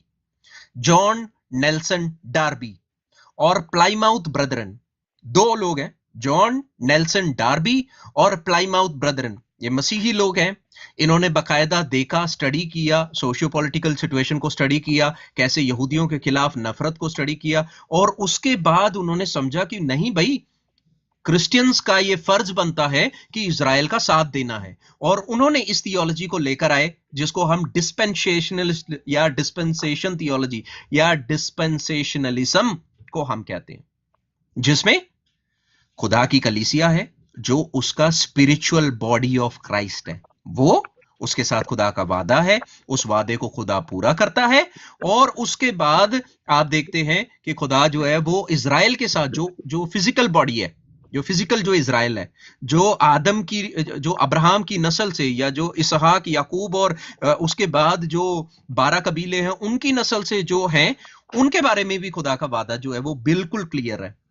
डार्बी ने बहुत सारे पोस्ट हॉलोकॉस्ट के बाद डार्बी ने बहुत सारे लेटर्स लिखे, बहुत सारे आर्टिकल्स लिखे, डॉक्यूमेंट्स लिखे। ये सारी चीजें आपको जो है वो आराम से मिल जाएंगी, आप इसके बारे में पढ़ें।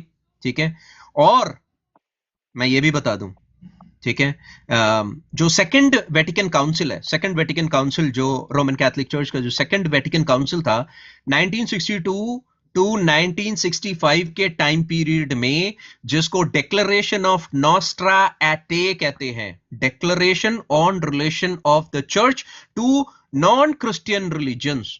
ये जो काउंसिल जो हुआ था, इस काउंसिल में बाकायदा चर्च ने ये फैसला लिया कि हमारा जो अर्ली जो चर्च फादर्स का जो ये जो स्टैंड पॉइंट था कि भाई रिप्लेसमेंट हो गया है, ये स्टैंड पॉइंट गलत है। ये स्टैंड पॉइंट की जगह चर्च ने अपने स्टैंड पॉइंट को एडिट भी किया। आज की टाइम पे आप जाके देखें तो आपको catechism of the Roman Catholic church में आप जाके तो वहां पे आपको, मैं पॉलर भाई इसके बारे में ज्यादा बता सकते हैं, पॉलर भाई ने उसका रेफरेंस भी नोट किया था। पॉलर भाई मैं सही कह रहा हूं, इसी टाइम पीरियड का था?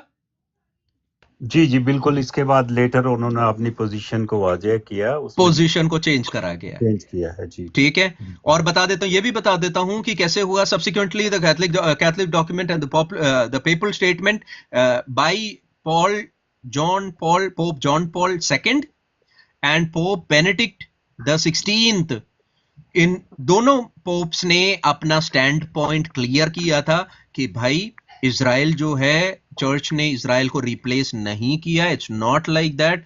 ये चीज जो है इसको समझने में थोड़ी सी वो है, it has to be understood in a proper manner. Church जो है वो खुदा की कलीसिया है, church is the body of Christ, वो खुदा की स्पिरिचुअल बॉडी के बारे में बात हो रही है, जो मसीह की जो बॉडी है, जिसका हेड जो है वो मसीह यीशु मसीह है। और उसकी जगह में जब हम इजराइल की तरफ को देखते हैं तो Israel as a nation, physically as a nation का बना रहना बहुत जरूरी है, बहुत जरूरी है। और भी बहुत सारे राइटर्स हैं, जैसे कि एक अमेरिकन थियोलॉजियन है रेनहोल्ड नेबुर, जो 1892 टू 1971 के टाइम पीरियड में जब वो थे, रेनहोल्ड नेबुर, ठीक है। उन्होंने हॉलोकॉस्ट के बाद उन्होंने इस सोच को बदलने की कोशिश करी, ठीक है, कि भाई जूस हमारे दुश्मन नहीं है, वो बस उनके आंखों के आगे पर्दा पड़ा हुआ है, और इस पर्दे को जब वो हटेगा तो वो मसीह को जान पाएंगे। ऐसे ही रोसमेरी रैडफोर्ड रूथर, जो 1936 में जो पैदा हुए थे, रोसमेरी रैडफोर्ड रूथर, उन्होंने भी अपनी किताबों में इसका मेंशन किया है कि सस्पेंसेशन या फिर जो डिस्पेंसेशन जो थियोलॉजी है वो ज्यादा बाइबल के पास जाती है, बाइबल का जो एस्किटोलॉजी है जो आने वाले टाइम पीरियड के साथ चलती है। तो मैं आई थिंक मैंने बहुत ज्यादा टाइम ले लिया।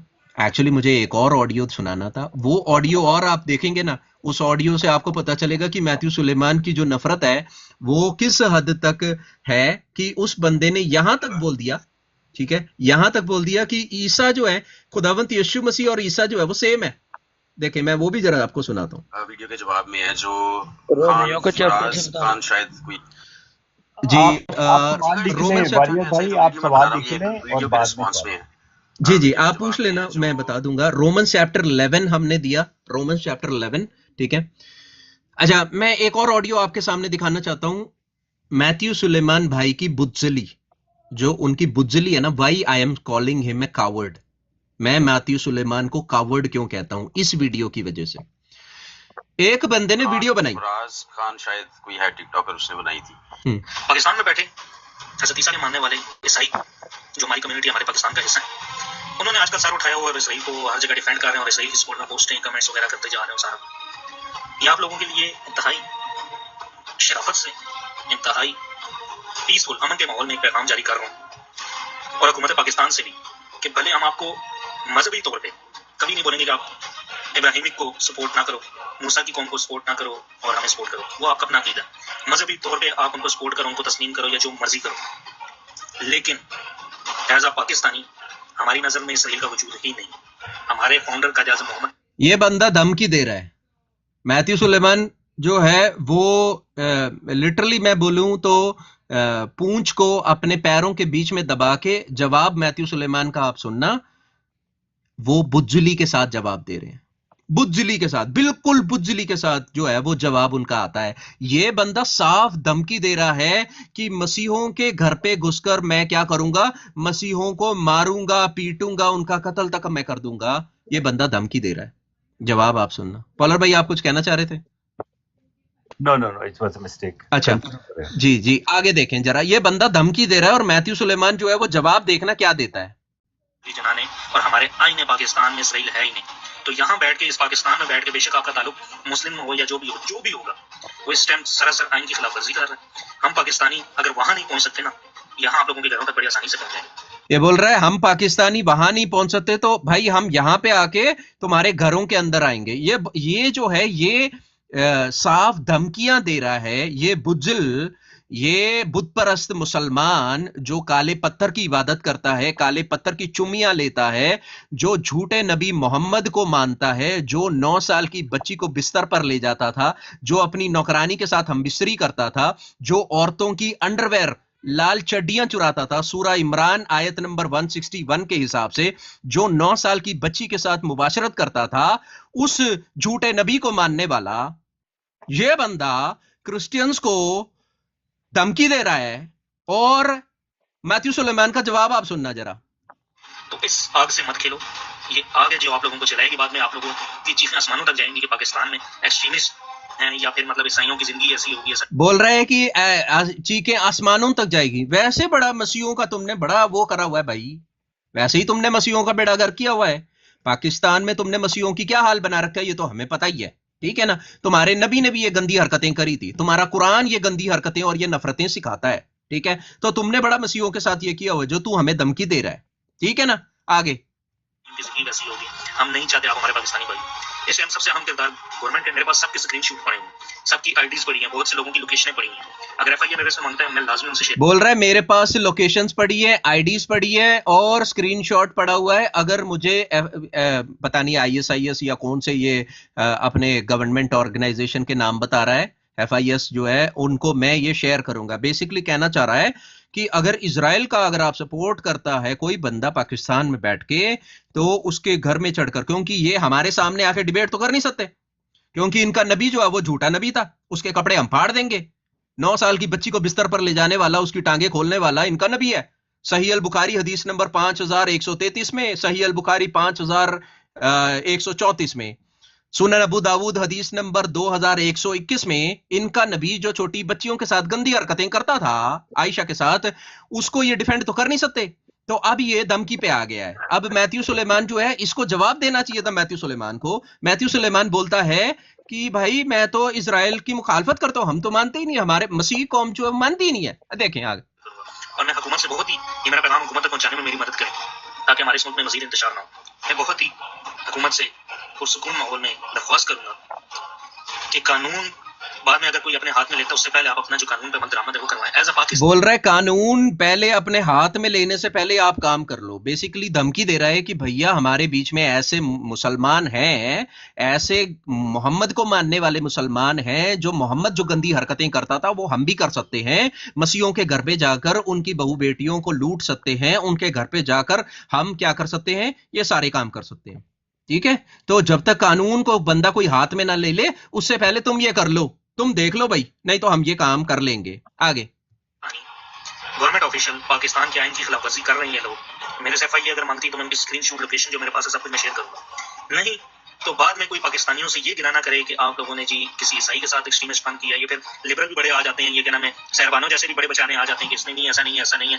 हाँ भाई, हमें सरगोदा याद है, हमें याद है सरगोदा, हमें याद है कि तुमने मसीहों के साथ क्या किया था। हमें याद है कि तुमने मसीह के घर पर घुसकर उसकी फैक्ट्री को आग लगाया था, उसके बकायदा उसको मार मार कर उसका कत्ल किया था, उसकी फैक्ट्री से तुमने जूते चुराए थे। बेशर्मो, तुम्हारा नबी भी यही करता था, औरतों के अंडरवेयर चुराया करता था, वो लाल चड्डी चुराने वाला। पेशावर में तुमने जो मसीहों के साथ किया हमें याद है, सरगोदा में तुमने मसीहों के साथ किया वो हमें याद है। तुम्हारा नबी भी अंडरवेयर चुराता था और तुमने भी चोरियां करी है और तुमने मसीहों का कत्ल भी किया है, हमें याद है। धमकाने की कोई जरूरत नहीं है, ये सब याद है हमें। हाँ जी बताओ।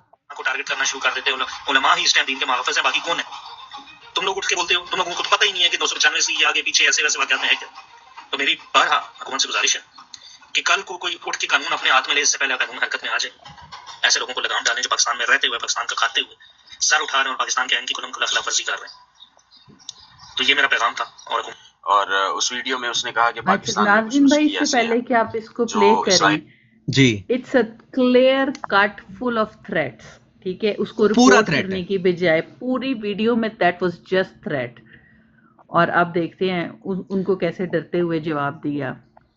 अब देखें कि ये बुज्जिल ने मैथ्यू सुलेमान, जिसको मैं बुज्जिल कहूंगा, भाई आप बुज्जिल हो, यू आर ए कावर्ड, आप एक बेशरम कावर्ड हो। सिंपल सुन लो, आपको अगर एक इंडियन से ये बात सुननी है तो मैं सीधा जवाब दे देता हूं कि आप कावर्ड हो, आप बुज्जिल हो भाई, सिंपल हिसाब है मेरा। और कुछ नहीं हो आप। आपका जवाब जो है वो बुज्जिलियत दिखाता है। मैंने ये प्रूव किया था कि बुज्जिल जो है वो खुदा की बादशाहियत में एंटर नहीं करेगा। एक और बार कलाम से प्रूव करता हूं कि आप बुज्जिल हो। जरा कलाम देख लेते हैं, फिर इनकी बात भी पता चल जाएगी कि इनकी बुज्जिलत कैसे शुरू होती है। जरा मुकाशवा निकालें सिस्टर जी, मुकाशवा का कलाम। मुकाशवा में जरा चलते हैं, जी। जरा मुकाशवा की किताब चैप्टर नंबर 21 वर्स नंबर 8 जरा पढ़ें। और मैं ये आगाह करना चाहता हूं मैथ्यू सुलेमान, अगर आपने अपना स्टैंड नहीं बदला है, आपने अपनी बुज्जिलियत नहीं छोड़ी है, आपने अपना कवर्ड एटीट्यूड नहीं छोड़ा, भाई ज्यादा से ज्यादा गर्दन जाएगी ना, उससे ज्यादा क्या होगा। पैसे, हाँ पैसे मिलने बंद हो सकते हैं आपको, अगर कहीं से कुछ फाइनेंशियल सपोर्ट आ रहा है तो शायद वो बंद हो सकता है, ठीक है भाई, कोई बात नहीं, ठीक है, पर बुज्जिलियत को तो छोड़ दो यार, ठीक है। अभी देखें जरा रेवलेशंस चैप्टर 21 वर्स नंबर 8 जरा उठाएं जरा, रेवलेशंस चैप्टर 21, बुज्जिल कहां पे जाएगा? जी, मुकाशफा 21 पाप इसकी 8वीं आयत, मगर बुज़दिलों और बेईमानों और घिनौने लोगों और खूनियों और हरामकारों और जादूगरों और बुत परस्तों और सब झूठों का हिस्सा आग और गंधक से जलने वाली झील में होगा। ये दूसरी मौत है। आमीन। खुदा आमीन। का कलाम कहता है कि बुज्जिलों का सबसे पहले नंबर, मेरे मैथ्यू सुलेमान भाई आपका नंबर लगाया जा रहा है। बुज्जिलिया छोड़ दो, सबसे टाइम पर आपका नंबर लगाया जा रहा है, ठीक है। बुज्जिल हो आप, यू आर ए कवर्ड। आगे देखें, सुने, देखें इनकी कवर्डनेस जो है ना, वो आपको इनकी बातों से समझ में आ जाएगी कि ये बिल्कुल डरे हुए हैं, ये डरे हुए हैं। और ये जो है किसी ना किसी तरीके से मसीहों के दिमाग में ये बात डालना चाहते हैं कि इजराइल जो है उनसे नफरत करी जाए। इजराइल जो है उनका कलाम में कोई रिश्ता नाता नहीं है, कलाम ने उनको हाथ लगा छोड़ दिया है, और अब जो है अब खुदा ने क्या है, इजराइल के साथ कोई रिश्ता नहीं बनाना। आगे देखें, झंडे अपनी प्रोफाइलों पर लगा रहे हैं और ये कह रहे हैं कि आई स्टैंड विद इसराइल। तो उसके बाद उसने धमकाया और ये कहा है कि जी हम आपके घरों तक पहुंच जाएंगे अगर आप इस। अच्छा भाई साहब, आपको समझ में आ गया था कि वो धमका रहा है आपको? मुझे तो लगा आपका समझ में ही नहीं आया। मुझे तो लगा कि उसको आपको समझ में ही नहीं आया कि वो आपको धमकी दे रहा है, आपके भाई बहनों को धमकी दे रहा है। डरते डरते बोला, आंखें नीचे करके कि धमकाया। डरते डरते बोला, मेरे भाई प्लीज कुछ नहीं करना हमें, प्लीज, हम तो भाई इजराइल का साथ नहीं देते। और सामने देखो इतना बड़ा एक इजराइल का जो फ्लैग लगा के ना, एक काट का निशान भी लगाया हुआ है इन्होंने, जैसे कि इजराइल को बड़ा फर्क पड़ जाएगा, तुम्हारी इस बेवकूफ की वजह से इजराइल को बड़ा फर्क पड़ जाएगा, ठीक है ना। अभी देखना ये कैसे गिड़गिड़ा रहे हैं, लिटरली ये बंदा गिड़गिड़ा रहा है। मैथ्यू सुलेमान मुसलमानों के सामने गिड़गिड़ा रहा है कि मेरे प्यारे भाई हमें कुछ ना करना प्लीज, हम तो जानते ही नहीं, हमारा तो रिश्ता ही नहीं है। कल को इनको मौका मिले ना तो ये बोलेंगे, खुदावंत यीशु मसीह अगर इनके पास आके खड़े हुए कि भले मैथ्यू भाई मैं तो यहूदी हूं, आई एम ऑल्सो ए जू। नहीं, यीशु मसीह जी भाई बिल्कुल, मैं तो आपको मैं जानता ही नहीं हूं आपको, नहीं मैं आप क्या बातें कर रहे हो, मैं आप यहूदी हो, मुझे तो पता ही नहीं था, मुझे तो पता ही नहीं था कि आप यहूदी हो भाई, मैं आपके साथ नहीं खड़ा हो सकता, प्लीज प्लीज प्लीज, सॉरी। और तेरा मसीहा यहूदी है भाई, योर सेवियर इज ए जू, he was born in a Jewish family, he was born as the Lion of Judah। वो बुज्जिल नहीं है, वो कावर्ड नहीं है, he is the King of Kings, राजाओं का राजा है वो, He is the Lord of Lords, रब्बों का रब है हमारा खुदावंत यीशु मसीह, ठीक है। वो पैदा कहां हुआ था? He was the Lion of Judah, Lion of Judah है वो, ठीक है। आगे देखें, से बाज ना आए, और फिर उसने जो इदारे हैं हुकूमत के या मुल्क के, उनसे भी ये मुतालबा किया है कि आप इनको रोकें। अच्छा जी, पहले नंबर पर तो बात ये है कि ये चंद लोग हैं इस तरह के मसीहियों के अंदर जो बेवकूफ हैं और इसराइल की हिमायत कर, चंद लोग हैं जो मसीहियों के अंदर बेवकूफ हैं। लिटरली मैथ्यू सुलेमान ने 99%, मैं बोलता हूं 99.5% दुनिया के कोने कोने में जितने भी मसीह हैं इनको सबको बेवकूफ कह दिया है।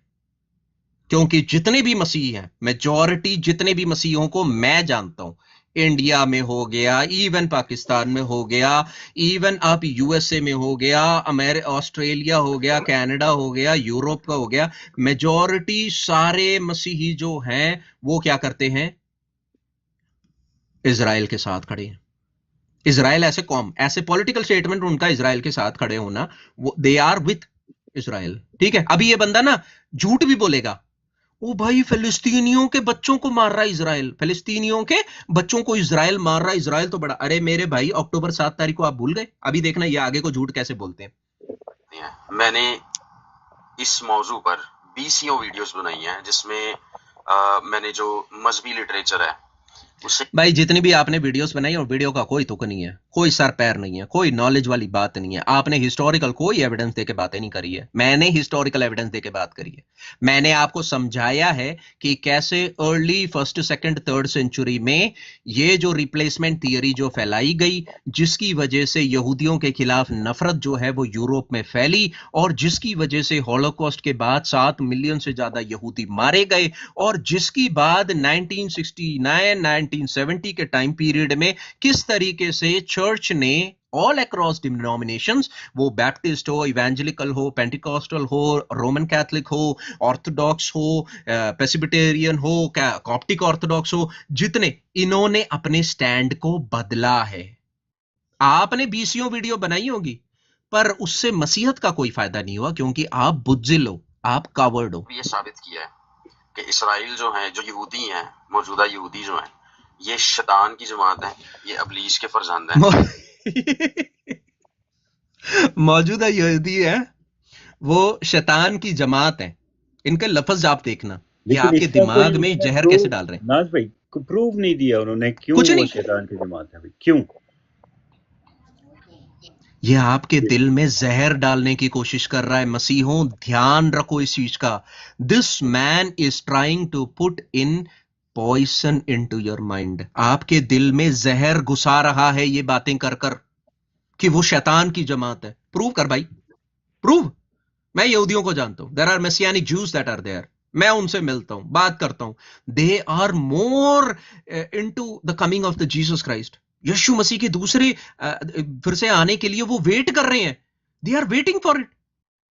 यहूदी वेट कर रहे हैं, ठीक है, वो आने का इंतजार कर रहे हैं। जो ऑर्थोडॉक्स जूस हैं, उनके आंखों पे पर्दा पड़ा हुआ है। मैं मानता हूं कि उन्होंने यीशु मसीह के बारे में तलमूदों में, बैबिलोनियन तलमूद में बड़ी सारी गलत बातें लिखी है, नो डाउट। पर अर्ली जो जूइश हिस्टोरियंस हैं, उन्होंने कभी यीशु मसीह के बारे में बात गलत नहीं करी। अगर आप जोसेफस की जो किताब है, जिसको हम एंटिक्विटीज ऑफ द जूस कहते हैं, वो कहता है कि Jesus was a good teacher. आप जाके देखें, Jesus was a good teacher. Josephus कह रहा है, अर्लीस्ट हिस्टोरियन कह रहा है। उसके बाद तलमुदें आई है, तलमुदों में उन्होंने गंदी बातें लिखी है, ठीक है भाई। पर यहूदी जो है, जो यीशु मसीह के सारे जो चेले हैं, वो तो सारे यहूदी थे, ठीक है। आज की डेट में भी जितने भी मसियानिक जूस हैं, वो सारे यहूदी हैं, but they are Christians also, they are Messianic Jews, ठीक है। अब देखें ये नफरत कैसे फैलाया आपके दिमाग में ना, ये नफरत कैसे डाल रहा है। और ये सिर्फ फलस्तीन में जो मुसलमान बसते हैं, सिर्फ उनके दुश्मन नहीं है, बल्कि वहां पर जो मसीही बसते हैं, उनके भी दुश्मन। फलस्तीन में जो मुसलमान बसते हैं, उनके दुश्मन हैं हम लोग। सुन रहे हो भाई? आज तक आपने मेरी जबान से, मैं कितने टाइम से मैं इस्लाम को एक्सपोज कर रहा हूं, मोहम्मद को एक्सपोज कर रहा हूं, मोहम्मद के कपड़े फाड़ रहा हूं। मैं हर दिन मोहम्मद के कपड़े फाड़ता हूं, हर दिन मैं मोहम्मद को एक्सपोज करता हूं। कितना टाइम आपने मुझसे सुना हो कि मैं मुसलमान से नफरत करता हूं? कभी आपने सुना है मुझसे किसी मुसलमान से नफरत करता हूं? ये मैंने बोलते हुए सुना है आपने? मैं कभी भी नहीं बोलता। मैं हमेशा ये कहता हूं कि मुसलमान से मैं प्यार करता हूं, मैं उनसे मोहब्बत करता हूं। और मैं मानता हूं यहां पे बैठे हुए मेरे जितने भी भाई बहन हैं, मूसा भाई बैठे हुए हैं, बड़े ही रेस्पेक्टेड हैं, हमारे एंजल भाई हैं, बरकत भाई हैं, रीगल भाई हैं, हमारी पाकिस्तानी बाजी यहाँ पे बैठी हुई है, पोलर भाई हैं। आप लोग मेरे गवाह हो, क्या मैंने कभी भी ये कहा कि मैं मुसलमान से नफरत करता हूं? कभी आपने सुना है ये? नेवर, बिल्कुल कभी नहीं। यू नहीं। ऑलवेज टॉक अबाउट जी द कभी भी नहीं आइडियोलॉजी। ऐसी आपने प्रीच ही नहीं किया कभी। किसी को सिखाया भी क्योंकि नहीं है। नफरत करना हमें सिखाया ही नहीं है। आपने कभी किसी को सिखाया भी नहीं है कि मुसलमान से नफरत करो, ये भी बात है। एग्जैक्टली एग्जैक्टली बाइबल नहीं सिखाता तो मैं कैसे सिखाऊं? बाइबल कह रहा है कि खुदावंत यीशु मसीह ने फरमाया अपने मानिंद अपने पड़ोसी से मोहब्बत करो और अपने दुश्मनों से मोहब्बत करो, जो तुम्हारे सताने वाले हैं उनके लिए दुआ करो। तो भाई मैथ्यू सुलेमान, ये कौन मसीहों की बात कर रहे हो जो मसीह तालीमात की? आप अपने बारे में बात कर रहे हो। आपके दिल में मुसलमानों के लिए नफरत हो सकती है, पर आपकी फटती है, आपकी फटती है, इसीलिए आप बोल नहीं पा रहे हो। कुछ महीने पहले जो वहाँ पे क्रिश्चियंस हैं, उन्होंने जब देखा कि जो मजलूम मुसलमान हैं वो खामखा मारे जा रहे हैं, तो उनको चर्च में बना ओ दिया। ओ ओ ओ ओ ओ ओ ओ भाई, फलस्तीन में बड़े मजलूम मुसलमान हैं। ओ मेरे भाई, जाके हमास का चार्टर पढ़ ले। हमास के चार्टर में मोटे मोटे लिखा हुआ है कि जब तक यहूदियों का कत्ल नहीं कर देते तब तक नबी ने फरमाया है कि यौमे आखिरत नहीं आएगी। जब तक तुम यहूदी का कत्ल करोगे और यहूदी जाके एक पेड़ या पत्थर के पीछे छिप ना जाए और पेड़ और पत्थर चिल्ला चिल्ला के बोलेंगे कि यहां पे यहूदी छिपा हुआ है, तब तक यौमे आखिरत नहीं आएगी। इसीलिए उन्होंने अपने कुरान में आयत डाली हुई है। कुरान यहूदियों से और मसीहों से भाई तुझसे नफरत करना सिखाता है। सूरह मायदा आयत नंबर 51, सूरह तौबा आयत नंबर 29, सूरह तौबा आयत नंबर 123, सूरह तौबा आयत नंबर 23, सूरह तौबा आयत नंबर 111, सूरह मायदा आयत नंबर 33। भाई दर्जनों आयतें दे सकता हूं। और यहूदियों का दिमाग खराब नहीं है। दुनिया में आज की डेट में इजराइल के अंदर 2 मिलियन मुसलमान रहते हैं। 2 million Muslims are there inside Israel. Israel का total population 7 to 8 million something है, ठीक है।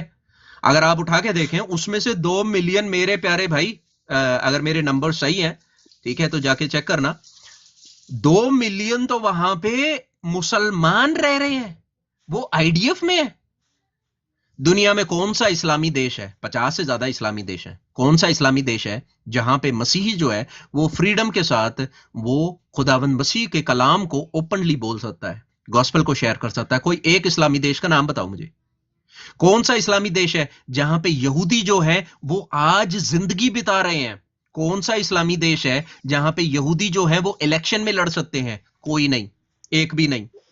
पर इजराइल के अंदर 2 मिलियन यहूदी से ज्यादा है और 2 मिलियन मुसलमान से ज्यादा है, और वो मुसलमानों में 7% जो है वो इजराइल की पार्लियामेंट के अंदर है।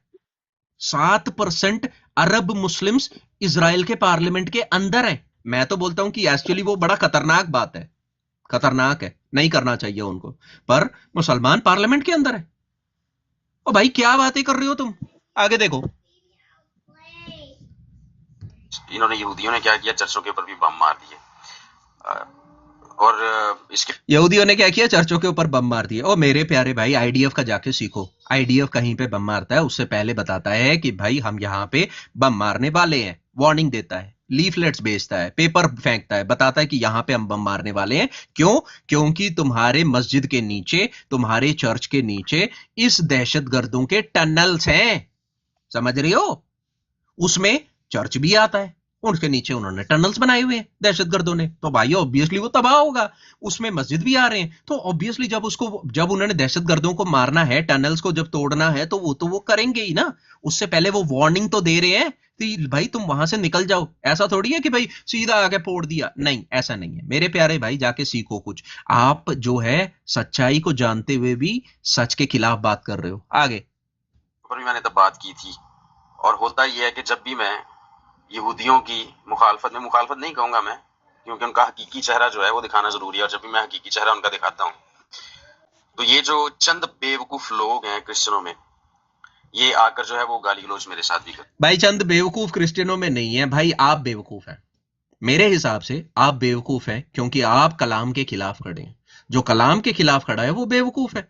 वो एक क्या बोलते हैं उसको, जो एक होता है ना, जो बाइबल के टर्म में, बाइबल के लैंग्वेज में उनको हम कहेंगे who has the doctrine of the demons, जिसके पास शैतानी तालीमात है, जो बाइबल के खिलाफ बात करता है।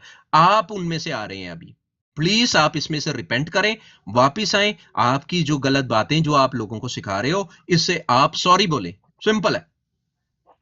ये क्यों ऐसा करते हैं? इनको इल्म की कमी है, अकल की हाँ, भी आपके इल्म अकल। हमने देख हाँ, लिया। ठीक है। तो फलस्तीन में जो कुछ हो रहा है, जो मासूम मर रहे हैं, उसकी ओ भाई साहब, फलस्तीन में बड़े मासूम मर रहे हैं, इनको दर्द हो रहा है भैया, इनको बहुत दर्द हो रहा है, फलस्तीन के मासूमों से इनको बहुत दर्द हो रहा है।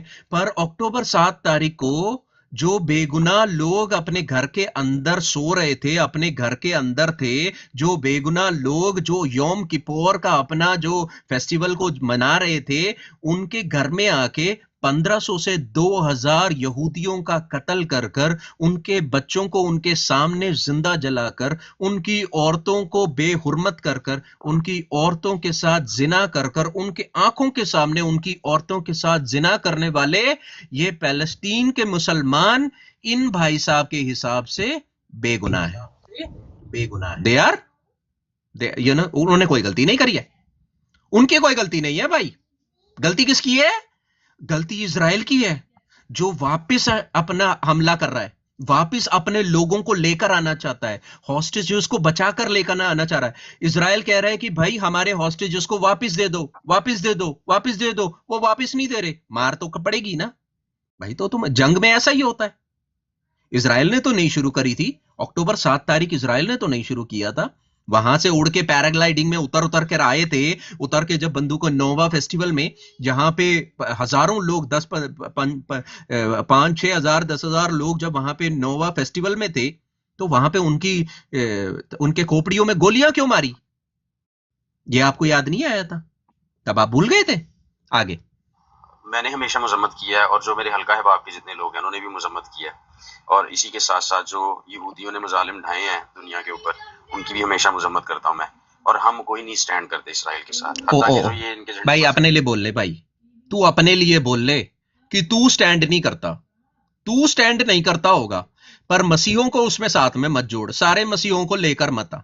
तेरे या तेरे मानने वाले थोड़े बहुत होंगे, वो स्टैंड ना करते हो, पर वो सच्चाई को जाने बिना वो ऐसी चीजें कर रहे हैं, बाइबल की हकीकत को जाने बिना वो ये बातें कर रहे हैं। बाइबल को जानने वाला कभी भी ये नहीं बोलेगा कि भाई हम इजराइल के स्टैंड साथ नहीं स्टैंड करते। भाई हम तो स्टैंड करते हैं, वी डू।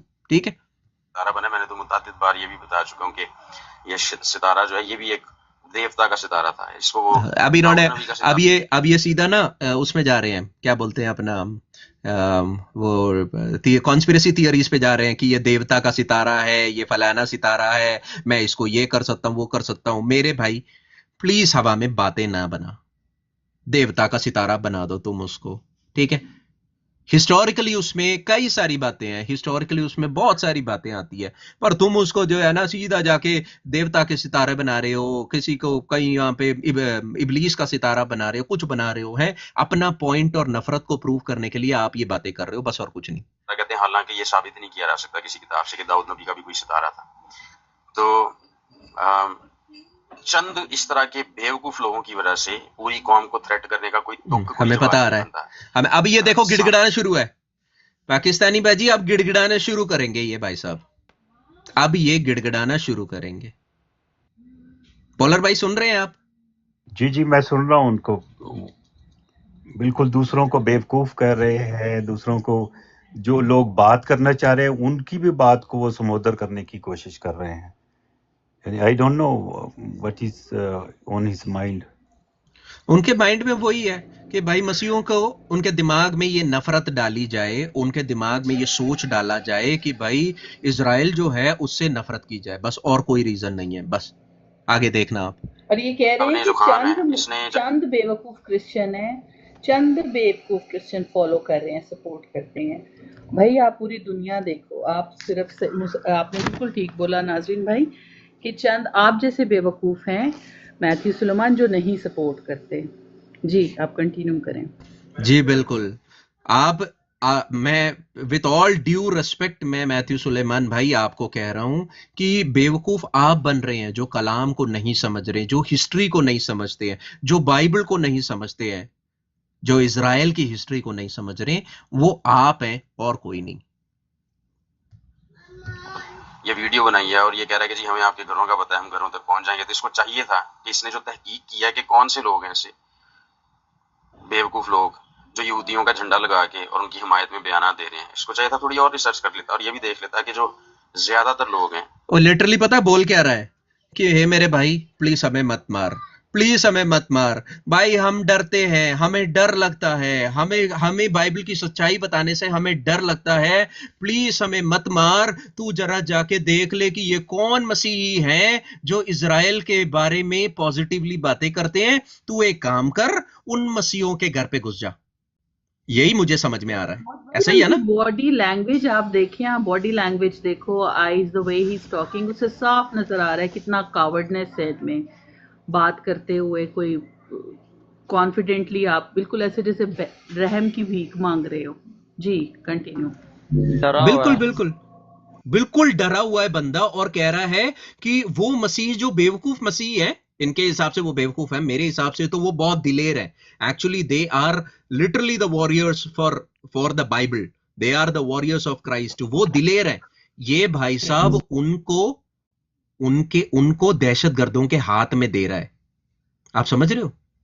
ये बंदा बोल रहा है कि भाई तू उनके घर पे जा, उनको मार, उनकी बहू बेटियों की इज्जत लूट, कोई दिक्कत नहीं है।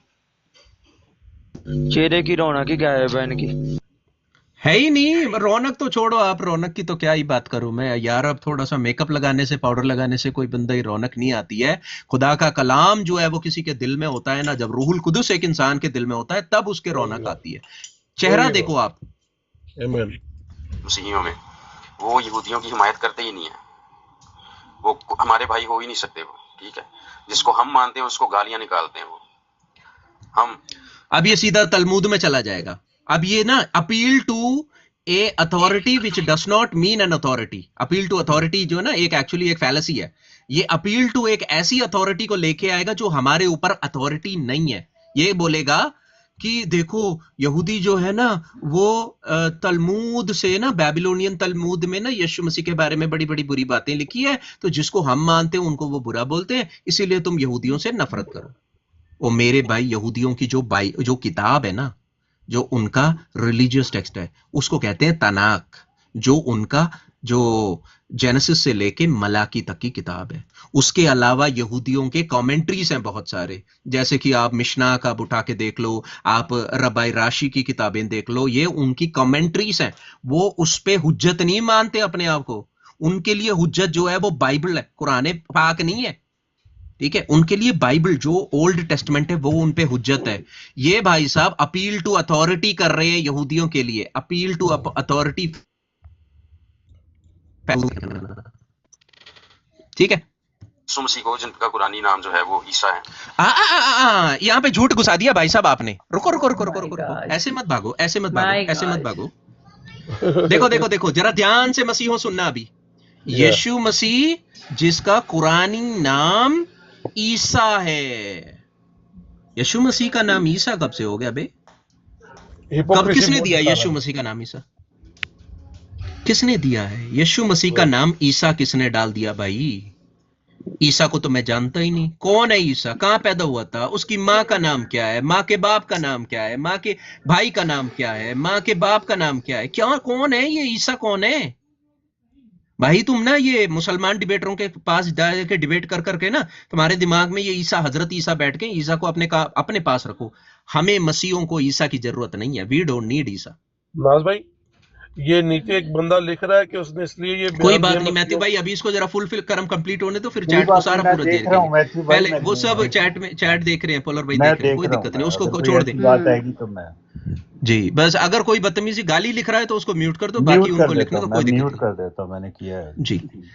आगे देखें ये भाई साहब क्या घुसा रहे हैं, झूठ देखें कैसे घुसाएंगे। बेवकूफ लोग जो यहूदियों का झंडा लगा के और उनकी हिमायत में बयान दे रहे हैं। इसको चाहिए था थोड़ी और रिसर्च कर लेता और ये भी देख लेता कि जो ज्यादातर लोग हैं मसीहियों में, वो यहूदियों की हिमायत करते ही नहीं है। वो हमारे भाई हो ही नहीं सकते वो, ठीक है। जिसको हम मानते हैं उसको गालियां निकालते हैं वो।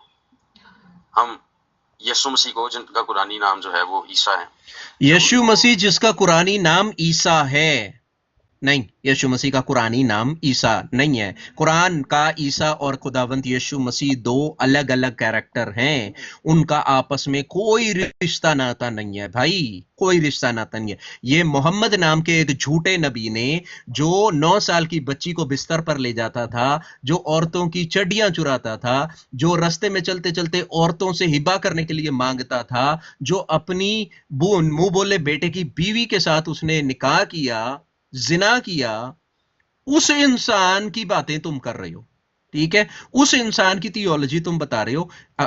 आई डोंट बिलीव इन दैट। मेरे लिए वो ईसा खुदावंत यीशु नहीं है। For you it might be. No, I can prove it from the scripture also कि वो सेम नहीं है। आगे उनका जिक्र करते हैं तो लानत भेजते हैं, खुदा माफ करे।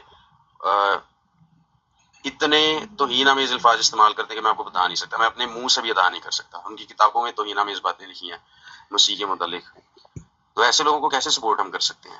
तो इसलिए ऐसे लोगों को आप सपोर्ट कैसे कर सकते हैं? फिर तो अपोस्टल पॉल को भी आप सपोर्ट ना करें, है ना? अपोस्टल पॉल भी ज्यूश है और यीशु मसीह के जितने भी चेले हैं वो सारे ज्यूस हैं। तो भाई आप ना सपोर्ट करें, अच्छी बात है, आप मत करें, ठीक है? अपने पास रखें, अपनी थियोलॉजी को अपने पास रखें, ठीक है? सो अब मैं और लंबा नहीं खींचना चाह रहा, ठीक है? इनकी बातें आप पूरे सुनिए। की बात कहना चाहूंगी। जी बोले कि यहाँ पर मतलब वो जूस करते हैं तौहीनामेज़ बातें, तो मुसलमान नहीं करते। मुसलमानों ने तो उनकी कुर्बानी को ही, जो सैक्रिफाइस है जो पूरी दुनिया के लिए दिया, उसको इनकार कर दिया, झूठा बना दिया जीसस को।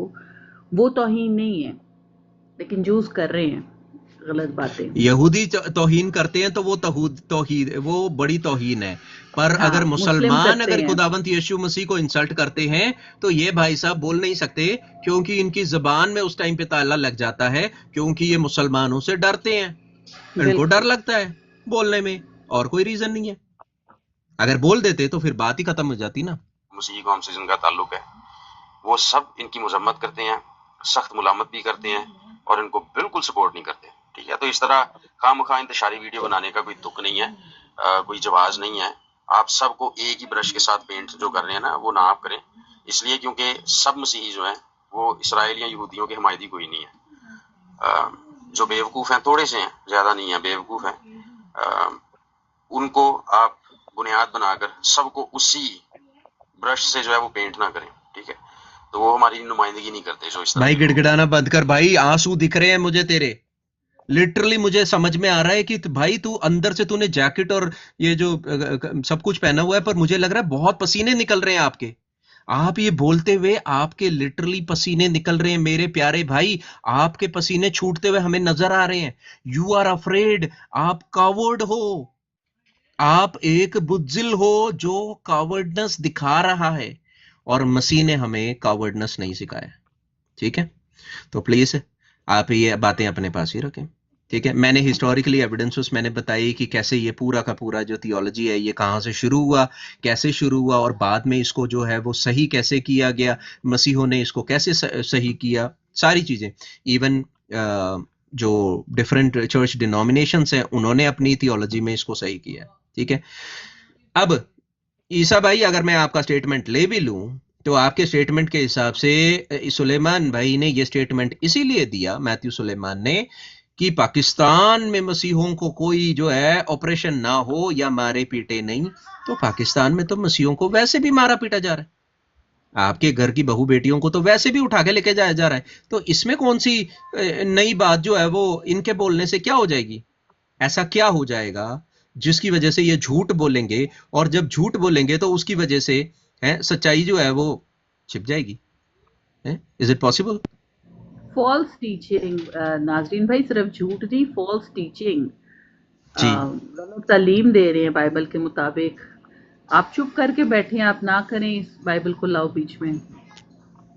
बाइबल को मत लेके आओ, आप अपनी जो भी बातें बोलना चाहते हो ये तो उस वक्त से हो रहा है जब तक मैं जरा कंक्लूड कर लेता हूं पॉलर भाई, कंक्लूड कर लेता हूं, फिर हम डिस्कशन की तरफ चलते हैं। बिल्कुल बिल्कुल। सो मुझे इतनी देर सुनने के लिए, और खास तौर पर मैं हमारी सिस्टर है पाकिस्तानी बाजी सिस्टर जी, आपका और पॉलर भाई का मैं तहे दिल से मैं शुक्रिया करता हूं कि आपने बाइबल पढ़ने के लिए जो मदद करी, स्क्रिप्चर से हमने देखा, और ये पूरा का पूरा जो मीटिंग है, आई थिंक थोड़ा लंबा चला गया, पर हमारे साथ हमारे मसीही भाई जुड़े थे, और उन्होंने पूरे सेशन को सुना है। आई होप मैंने रिपीटिशंस नहीं किए, अननेसेसरी बातें नहीं करी, दलीलें दिखाई है, एविडेंसेस दिखा के हमने बातें करी है। So thank you so much, God bless you all. और अगर कोई डिस्कशन अगर शुरू करना चाहते हैं तो बिल्कुल करें। Thank you. अच्छा